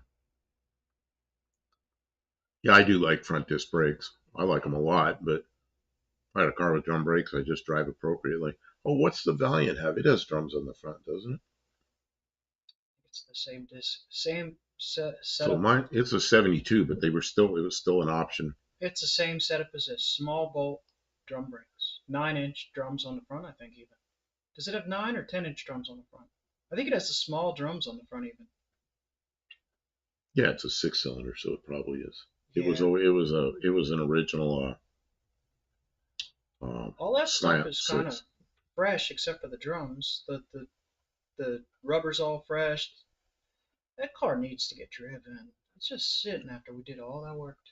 Yep, I know. Crazy. Okay, so what's it need to drive it?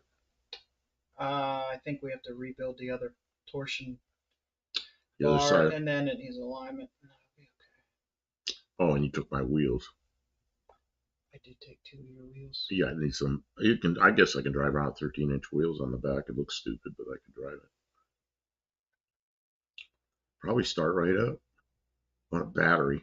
I gotta swap batteries around. I think the battery for that car is the one that's in your bedroom. Oh. You requisitioned it for a CB radio. For a CB radio. I got the battery for the Valiant in my bedroom for a CB radio.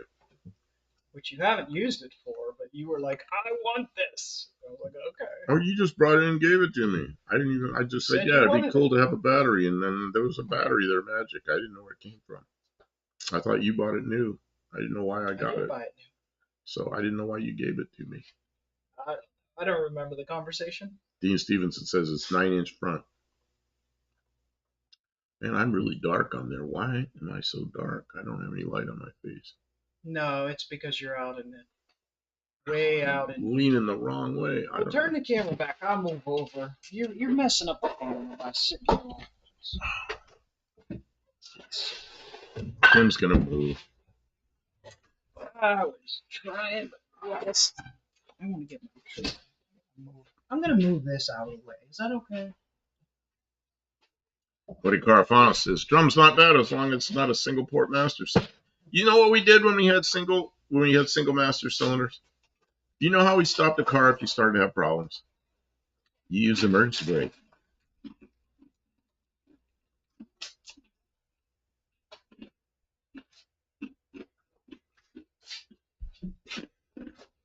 You put your foot out the door. And I will say, tandem master cylinders are better. But when I see a single master cylinder, you just make sure it's good. Rebuild it once in a while. Put a little, take it apart. Fix it. I'm thinking. Twice I've had tandem master cylinders fail. And I still had brakes. But both times it lost the front brakes, not the rears. So it's still really hard to stop, but I was able to stop. And I don't think I've ever lost the brakes. I don't think I've ever lost a master cylinder on a single master cylinder. And like half my life was single master cylinder. So.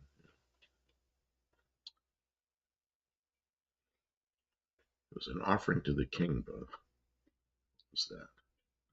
I missed something. Barrows is here. How you doing? My wife's little 22 Ford Edge has 140,000 miles on it. It still has factory brakes. That car lives on the freeways. Yep, and that's why. Yeah, if that was like a delivery car around town, they likely need brakes. Yeah, my van had over 300,000 miles on it. Had original brakes on it, and I had all the service records. But that was a delivery vehicle that was used on the freeways in Arizona. So I ended up doing it first brake job on it. I had it's either just over or just under 300,000 miles when I did that. I think it was just over. What time are we supposed to go visiting tomorrow? I keep looking up to see what time it is, and it says 80 degrees. So that's okay. It's 1 o'clock in the morning. So we are supposed to be over there at noon or 1, something like that.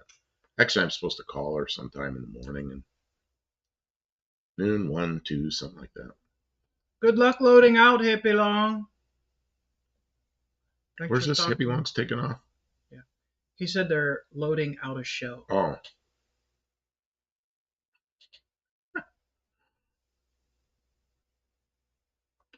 Mexican spec. Hey, Hippie Long, I'm losing the battle.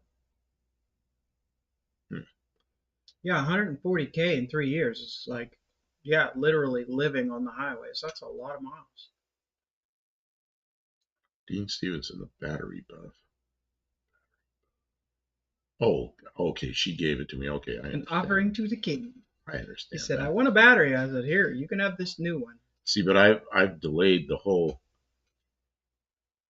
CB radio thing because the antenna, because I haven't cleaned up a table I need to clean up so I got to drill a hole in a wall and put the cable through, and then Kim's going to help me put the antenna up.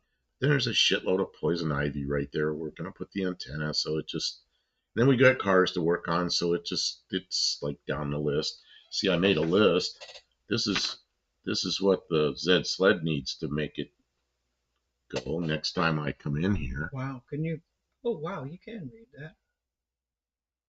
Yeah. Prindle fix. Tie rods, trunk ground wire, flasher, LED taillights. Mexican spec's going to get mad about that. LED side markers. They're almost done. Oil change. None of those things are huge.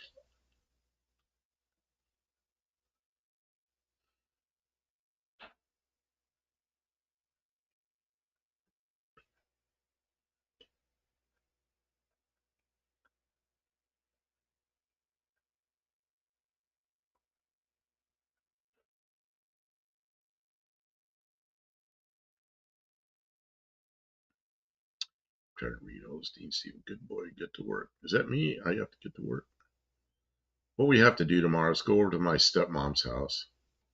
She's 91 and she needs some help putting up some smoke alarms and maybe a couple other things. I don't know what she needs. She has a hard time getting work done. And she just asked for some help. So sure, we'll come over there and help. We were supposed to do it yesterday, but then she had her granddaughter come over and drop her kids off. So she didn't want to do it Wednesday, so we're going to do it tomorrow, which is actually later today. What is crawling on me? Ugh. Now my hat's bunched up. There. Squeeze your head into that. Mexican spec, you actually types out Z.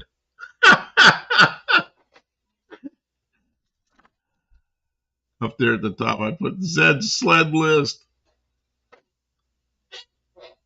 Did that for you.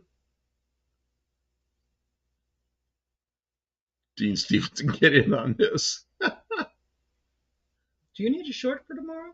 I need a short for tomorrow. What should he do a short about? Dean Stevenson, oh, I can't when my fingers are cacks. Cacks.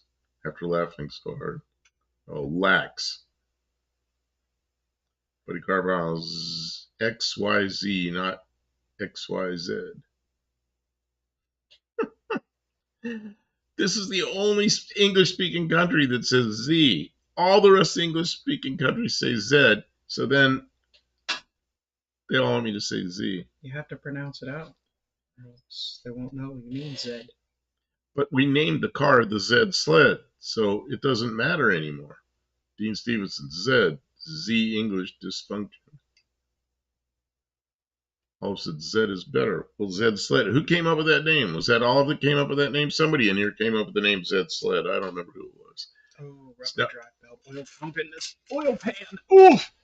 I don't know why. I like to say that, but it's on its second engine. Oh, geez. Why Ford put the rubber belt? Wasn't that a stupid thing to do? The oil pan was beyond me. Stranded us in Provo, Utah for almost a week.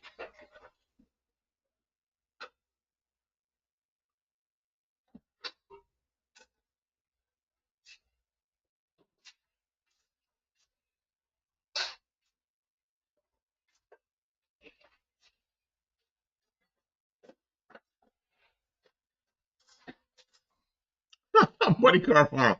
IROC Z is not an IROC Z. Well, I bet in Canada it is.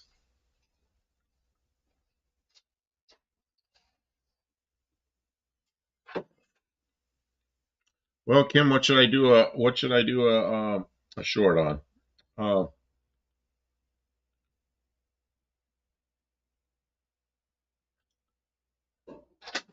Scoobna. What, Kevin? Scoobna. Oh, that's a company. Scoobna G. I don't know what that is. Next expect Viva Aerobus again. Dean Stevenson Vista ad. Vista Light.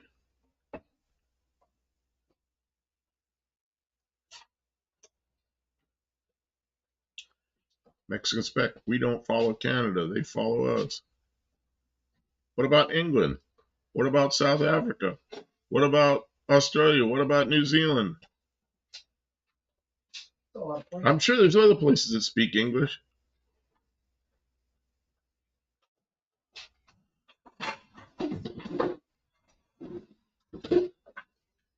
I don't think Zed Sled was me, but I endorse it.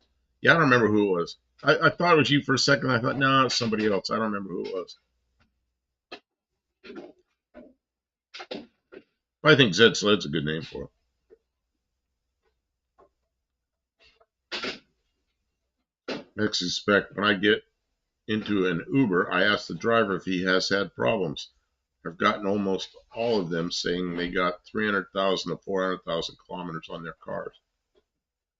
You know, I used to be, I'd get in a taxi back a long time ago, and they were the Ford Crown Vics. This is like in the mid 2000s.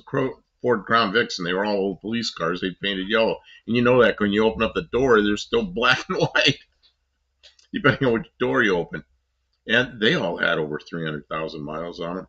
I remember riding in one time, and the back end's going like this. It's like, what they do? Disconnect the shocks? I'm sitting there like going up and down, you know. But it drove fine. Stopped okay. Yeah. Stray bullet. The first time that I heard someone say Z28, it took me a minute to figure out what the hell they were saying.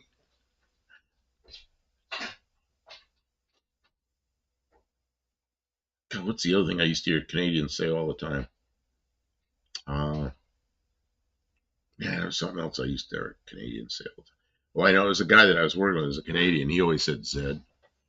We were working on an airplane together, and he was always we were doing a lot of drawings together, and he was saying Z all the time. But there was something else he used to say that sounded so silly to me. Or 280 Z. I suspect one guy had to replace a clutch every 200,000 kilometers, and he had 410,000 on the car. It was a Mitsubishi built car for Dodge. He had to put a clutch in my PT Cruiser at, I don't think it was about 110, 115,000, something like that. But the reason I had to put it in, the clutch still worked okay. I mean, it didn't work okay, but it was a hydraulic problem.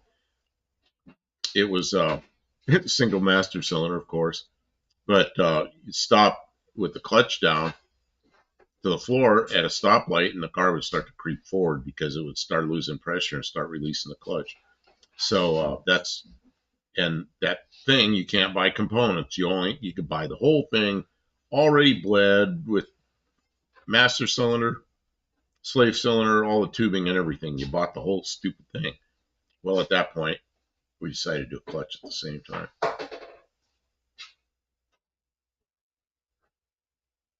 What is this? Pack hunt with duplicity to ensure. What the heck is this? Open the door and it falls on your foot. Yikes. What is this, Kevin? What did I miss?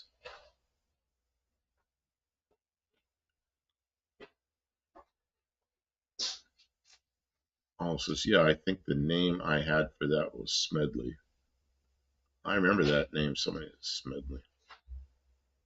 What do you call for? Ask him if her Nissan is a Z or a Z. You remember she had that thing? ZX. No, it's a ZX. It's a Z. What is that? A 300Z? Yeah, it's a ZX. Yeah. Oh, it's a 300ZX. Yeah, I don't know what the X means, but it's after Z.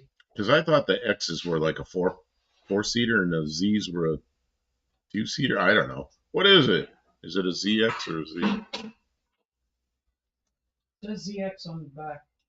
Next spec, if you buy a car for 20,000 US and get 400,000 kilometers out of it, how can you beat that? The car was really nice. That's right. It's like that refrigerator. You know, it really upset us when the thing quit, but it lasted for 23 years, and I paid about, what, $450 for it or something. Yeah, I amortized that out over 23 years. How much is that per hour? Dean Stevenson, ZD, New Zealand plane numbers. We call it Z. That's US, not US. That's us, not US. Yeah, Fed. Dean, I'm more Fraggle Rock. What the heck? Kevin Smith, I have bought one new car, a Nissan. What a mistake. I bought two new cars. I bought one when I was 20 years old. It was a 1974 AMC Matador. Didn't keep it. I didn't even keep it a year because I wanted to open up a business. And I couldn't have car payments. So I sold it. Get rid of the car payments. And then the Mazda I bought was new, and I paid that off, and I was pretty happy that I had it.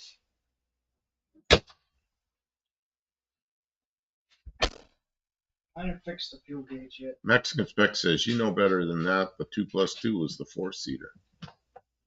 Yeah, but the early ones, like the 260 and the 280Z, wasn't the ZX the 4-seater?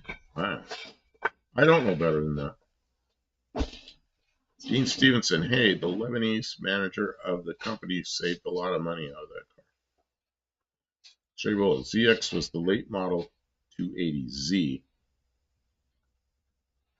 2+2 was the 4-seater. Okay. Dean Stevenson. You need to make a list for this car, too. Hit list. A hit list. There was no ZX until 79. All right. When were the 260s and 280s? I really don't know. Those cars are like way in the past, and they weren't something I was really interested in. In 83, they were still making a 280. So I don't know. And then they came out with a body style like you have, which now they're telling me is a ZX. I don't know. And then they came out with the with the rounded off body style, like in the early 2000s, like the 300 or 350, whatever the hell. I don't know. There were about like 4 different generations of those things. I just don't know. They weren't cars that I was really interested in. So 75 through 78, 280Z, 79, 280ZX,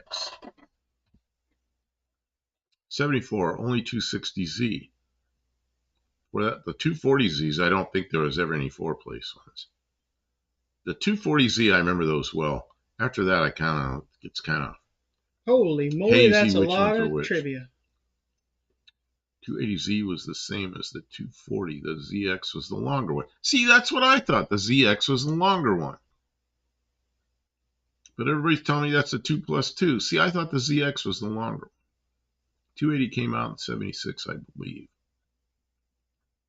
Yeah, see, all that sort of happened, and I remember it was happening, and I was like, yeah, okay.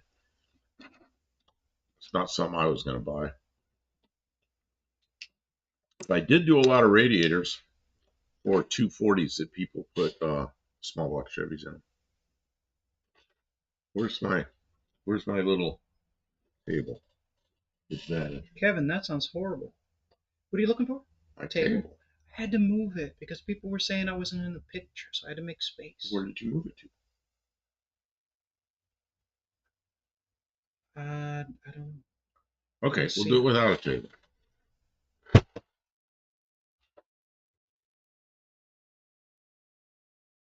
Yeah, Buddy Carafano already sent me a bunch of pictures. I looked in my email box and it was like, ooh, Buddy Carafano. Nice. Junkyard cars. Thank you, buddy.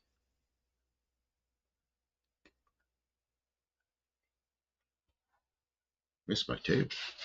I think they dropped it off the trailer. That could be. That could be. Things happen. There's the table over there. Do you want to go over there or what? Is there enough light, or are you going to make me do lights, please? Oh, you ready to pull this out? I can pull this out. Or you want to leave it in here for the night? I don't need to leave it in here for the night. I'm done with it for now. I don't know what else to do with it right this moment. We're busy tomorrow. I don't know what we're doing Saturday. So. This can stay here, I guess. My parents had a stray bullet. My parents had a 76. All of there was a brief 260Z 2+2, but that was different from the later ZXs. Man, I actually got kind of mixed up in all that. And then Kevin Smith says 95 Nissan Sentra SE. I don't know what that's about. Kevin Smith. The one that was twisted? Okay, so, yeah, I'm going to get off my dead ass. I'm going to go over here and clean this up.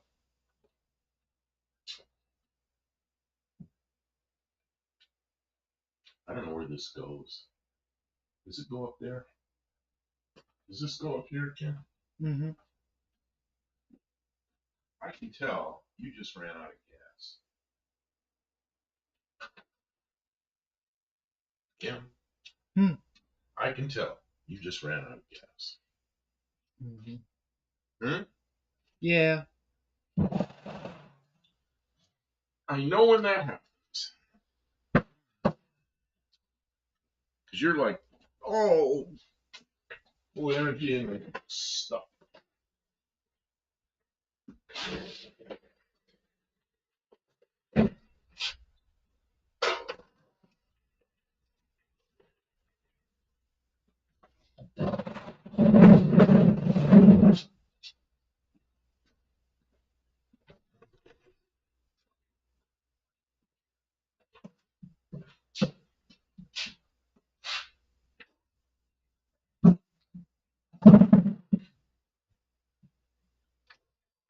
Yeah, that's a lot of information you guys threw out there.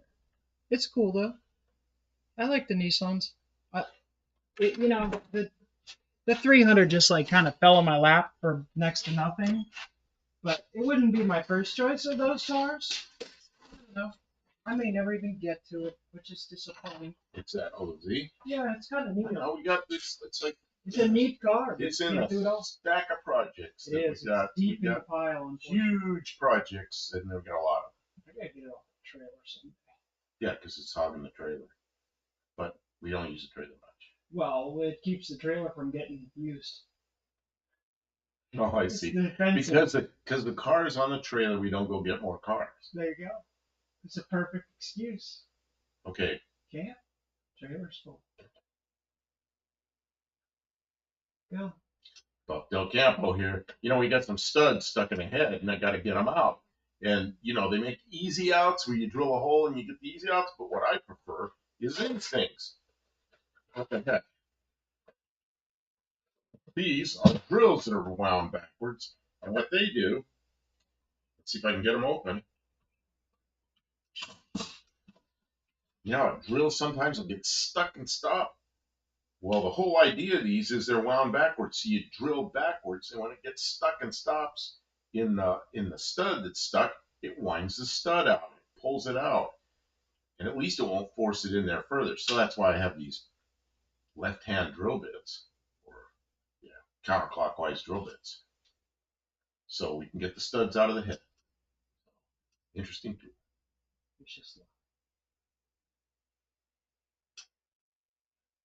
I don't know if that was any good.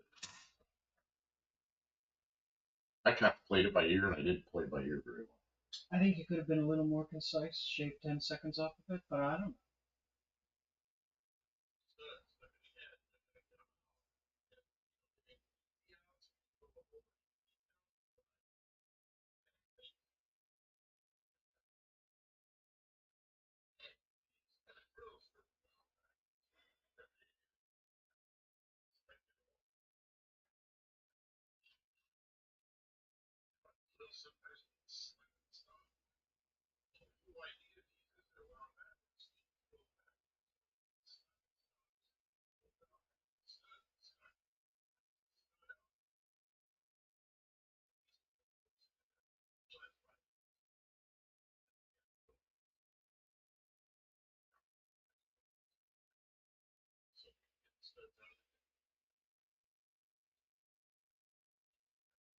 All right.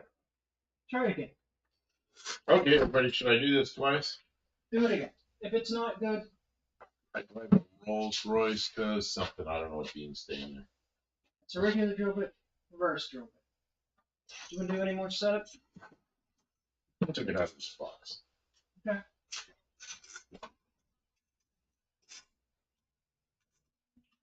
I don't have a shaky hand going. Shake. Okay. You ready? I don't know. Yep. Well, Del Campo here. We got some studs stuck in the head. We'll be doing a video on that. But studs will go in clockwise. And they're rusted in there, stuck somehow. I don't know. But they make drill bits that go the other direction.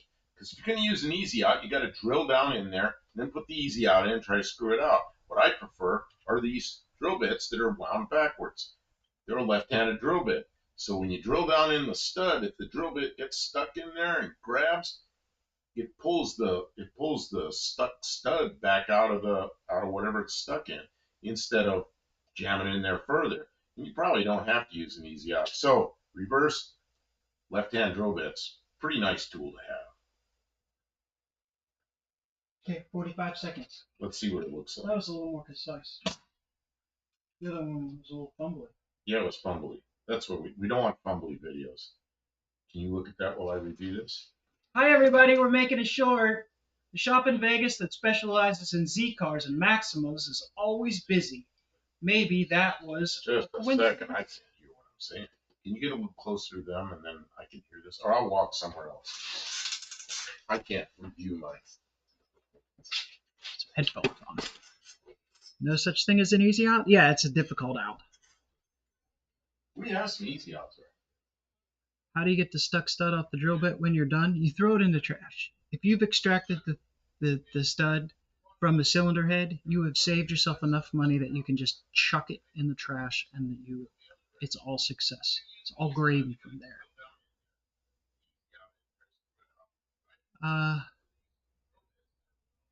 They do feel fast when you are rowing the gears. I'm hoping that's a Z car. You won't fool the children of the revolution. All right, Dean. That's a good encouragement. There's a couple of people near me who work on the Z cars, but I don't know that they work on other people's Z cars. I don't know that they're super popular with people. I don't know. They were actually pretty fast for the time. The car could hit 120 easily. I remember the front end getting light at that speed. What's that? My little Z guy was like a 77. It was fast for me anyways. I could dive into corners and leave them fast.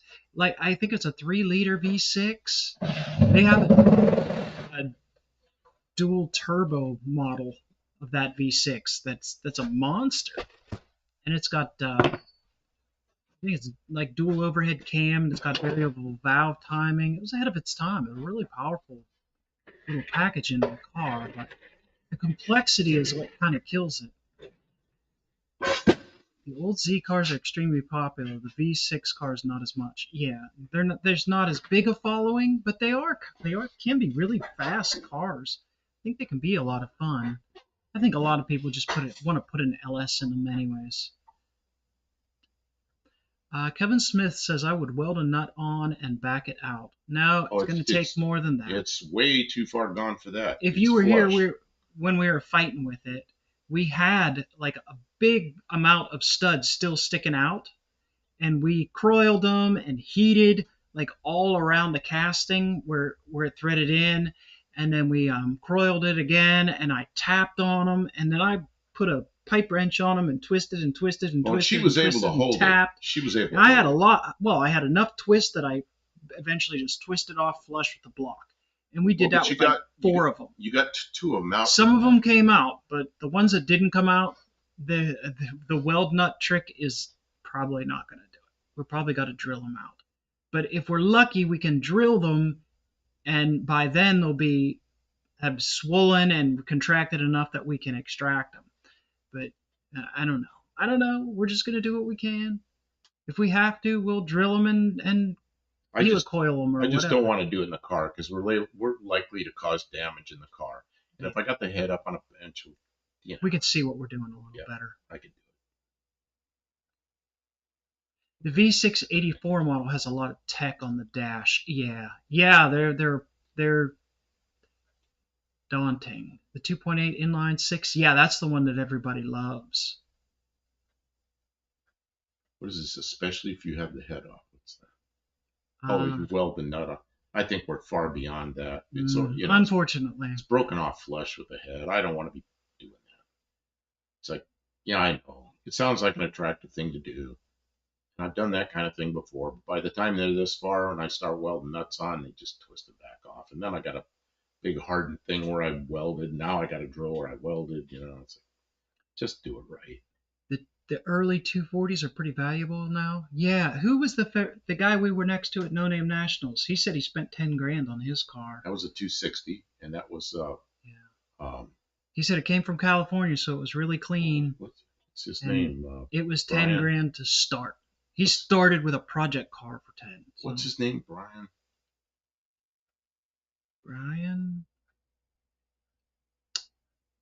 He comes in here sometimes. I'm sorry. Can't think of his name right now. He was super cool. I'm sorry we can't come up with his name. We're stunned. All Japanese cars on Thursday. Sean, that's right. Sean, okay. Sean, man, what's his last name? Dean, you get 3 points. You got to turn amps up on the welder. I'll tell you what, Kevin, come down here and do it for me. Well, there might be one. I'll pull the head off, and you're welcome to try. There might be one that we can catch. Sean O'Brien. I knew it was Brian something. Sean O'Brien. Excellent. The 2.4 rev the highest was the thing. Okay. Yeah, that would make it a lot of fun. And just for the hell of it, if you want, when we get the head up on there, I'll do it. I don't know if I want to do that. Because then when I go to drill it, I'm going to have a big old hard welding buried right there. We didn't take the head off because we had to do stuff in the shop. So I put the car back together. I put the starter in. I put the manifold back on with the bolts that were not broken. So it's got like 4 bolts in it, and hook the exhaust back up and put everything, Well, some of the accessories back together so that the car can drive around in the yard instead of being a dead. I did not want to pull the head off until I had the head gasket, but then the head gasket showed up folded in half. So now I got to go buy a head gasket, and they haven't returned my money yet. So it's like, yeah, all right. They said they're going to refund me, so I guess that's what will happen. Yeah. Yep. So we had other short-term projects to do. So we got one of them done. We got 2 of them done. We got the mower done. The mower's service ready to go. Yeah, that was important. And the dart is ready to go with the exception of the gas gauge. But it's drivable, right? It's not really readier to go. What did we fix on the dart tonight? We figured out that your gas tank wasn't leaking. You just have to put more gas in. I think it's. I don't know. We didn't figure nothing out. I don't feel like we solved nothing. The 260s were great for small block Chevy swaps. Yeah, 240s, 260s. I did a lot of radiators for both those. I did a really nice radiator for them that bolted in, and it was plenty of radiator for the small block Chevys, and there were, I don't know, back in the 70s I did a lot of them. I'm surprised you can take that V6 out and get it's a straight V8 in there. It's an inline 6. Wouldn't it be really narrow? How do you fit the V8 in between the fenders? It wasn't that narrow. That's awesome. Yeah, I mean, it was a nice spot. Same thing, the 2 foreign cars I did was foreign cars for Dean Stevenson. Foreign cars are ones that are not made in the U.S. I did a lot of Z cars, like 240s and 260s for V8s, and Jaguar XJ6s. Did a lot of radiators for those, for small block Chevys. Yeah, Mexican spec. The 260s had that fuel injection, and it was an early fuel injection system, and it was problematic. Well, what did Sean O'Brien have on his? I think he had something fully custom on his. What was it that really all that nice plumbing he had up there? I don't even. Didn't he have like triple Webers or something like that? Yeah, he had a whole bunch of stuff that he 3D printed and everything. It was a slick looking thing. Yeah. Yeah, he'll probably be there. I hope he's there with that car again. We still have his gas. Whatever that nasty gas was he drained out of his tank that was not gasoline. We're using it for cleaning still. And it rode through the crash in the Mazda. Yeah, it did. That's crazy. It's crazy to think that you had like 5-gallon gas can in your car while you were like flying in the air. Jeez. Yeah, that's why the noses were so long. Olive says that's why the noses were so long. Yeah, and that's why yours is real short because they're a V6. You know, yours tapers right down like that. Yeah, it does. Yeah.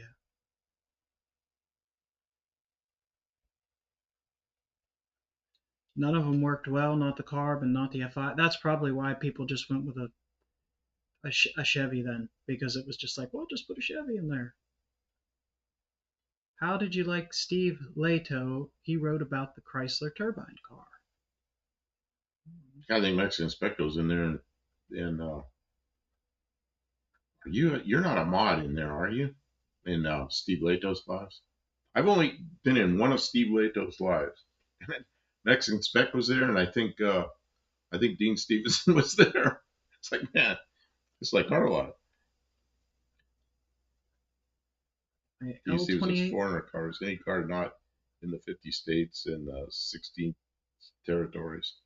Oh, what cars do they build in the 16 territories? What cars do they build in the U.S. now?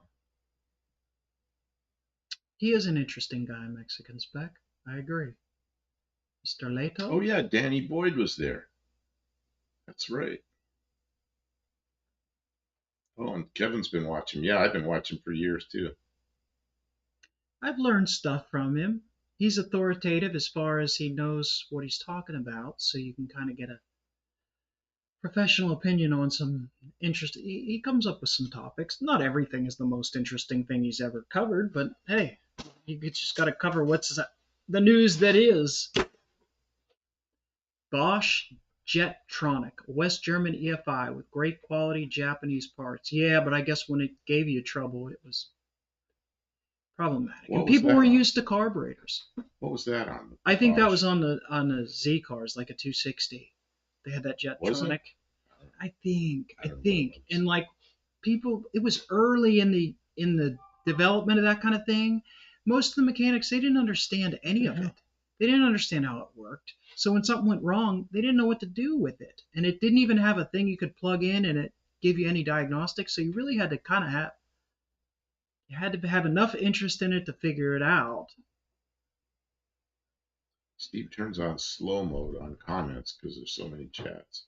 Yeah, Oh he yeah, would have to. what did you say? You had 500 people in there last night. Yeah. There's times when there's like 40 or 50 people in our live, and we almost need slow mode because we can't keep up. Well, I've been down there with UTG, and there, I have 300 something people in there. It's really hard. That's wow.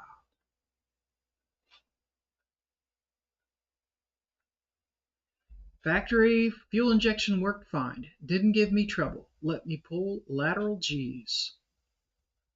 Well, how But old was the you got to car? remember now we have all the old 40 and 50-year-old stuff, and it's going to give us trouble.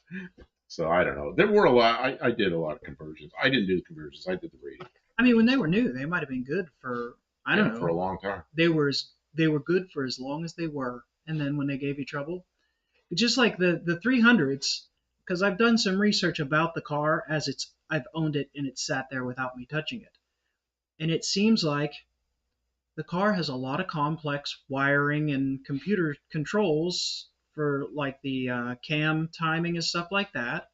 And when it doesn't work right, the car doesn't run right, and it's hard to diagnose because people are not used to figuring it out. And it seems like the fuel injectors are a common issue with those cars. Not because they were bad from the factory, but at this point in their age, that car has 200,000 miles on it. I don't know if those fuel injectors are any good. It's been sitting a bunch. I don't know if those fuel injectors are going to work properly after sitting around for a bunch of time, So, but I've heard that if you're having problems, fuel injectors turn into a problem. So now I'll have to look, and I know to look for that. But I know to look for that because for years people have been sorting that stuff out. So, and I have YouTube to tell me what to look for and how to fix it. Whereas, years ago, a decade ago or more, people didn't have that. They just had to guess what the hell is going wrong. What is this? I don't want Trent. Crappy car. What is this? Where is it at? Mexican spec. I don't want Trent, your crappy car. I don't know what that's about. The yeah, all it says my Z was 77. That's 40 or 50 years old. Nope, it's 48 years old. And I know that because mine's a 78 and it's 47 years old. And I can do the math. Man. Yeah, I can't believe how old all these cars are that I like. They're getting a lot of years on them. Ah, sarcasm. That was sarcasm from Mexican Spec. You think they would have tested it before using it? Of course not.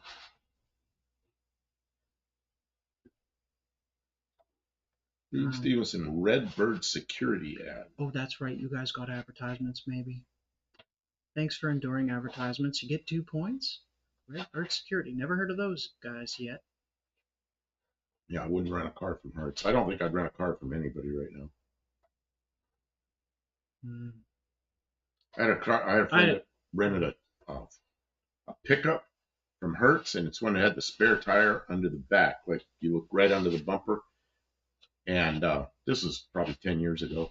We were out in Yuma, and he had it for like a week. He brought it back, and he says they came out to look at it. And he says the woman came out there, looked right under the bumper under there, and she goes, "You stole the spare tire." And he's like, "Huh?" He's like clueless.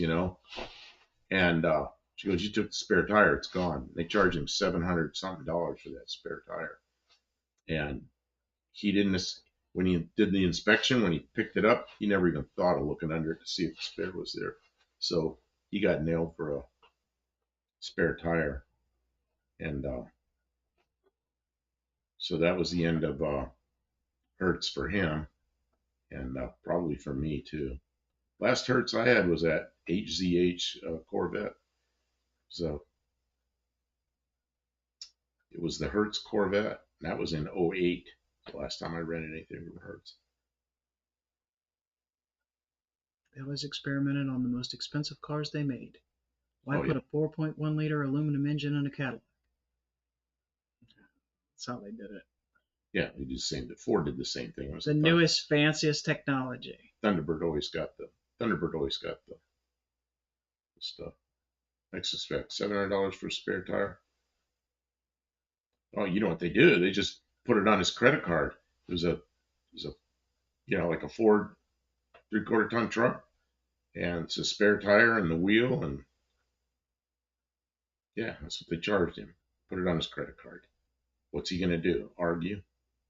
Take him to court? Get a lawyer? That's gonna cost more than $700. You use a credit card that only has enough credit for the rental of the car, luck. never more. Good luck with that. I mean, I guess.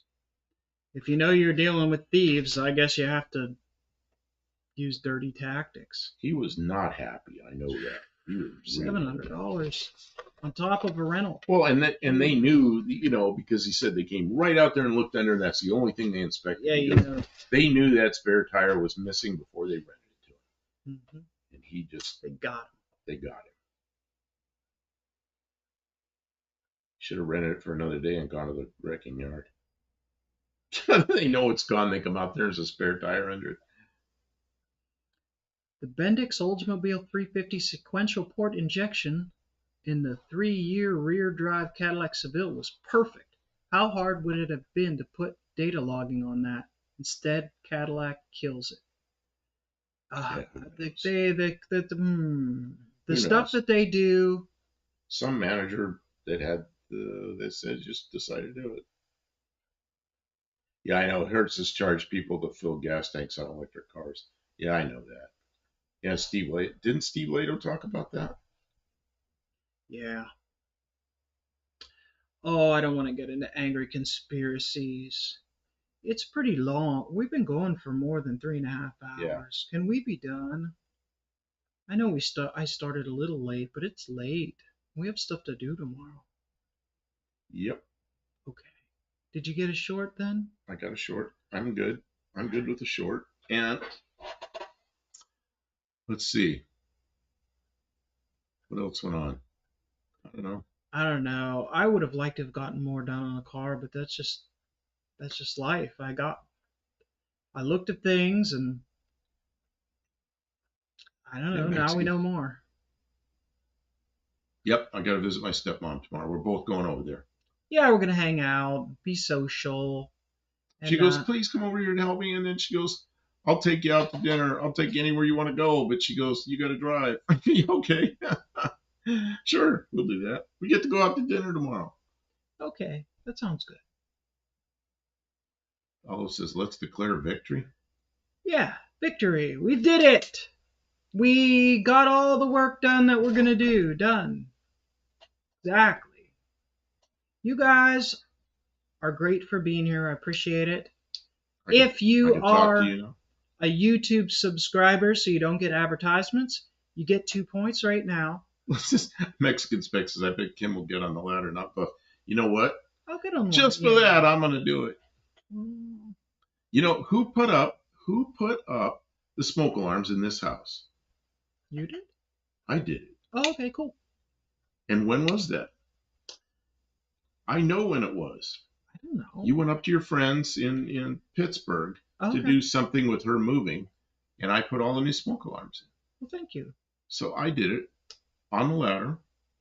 I know everybody thinks I'm just a big lazy ass, because I am a lot of times. But well, you're a retired old man. We make you work, though. I'm more shaky than I used to be. I make you work. You need to stay working, or else you got to use it or you lose it. So that's why I push you sometimes. Right? All right, everybody. We can't keep going, but it's great that you were here. I appreciate the conversation. I always feel like I got to defend myself that I don't work. Quit being so defensive.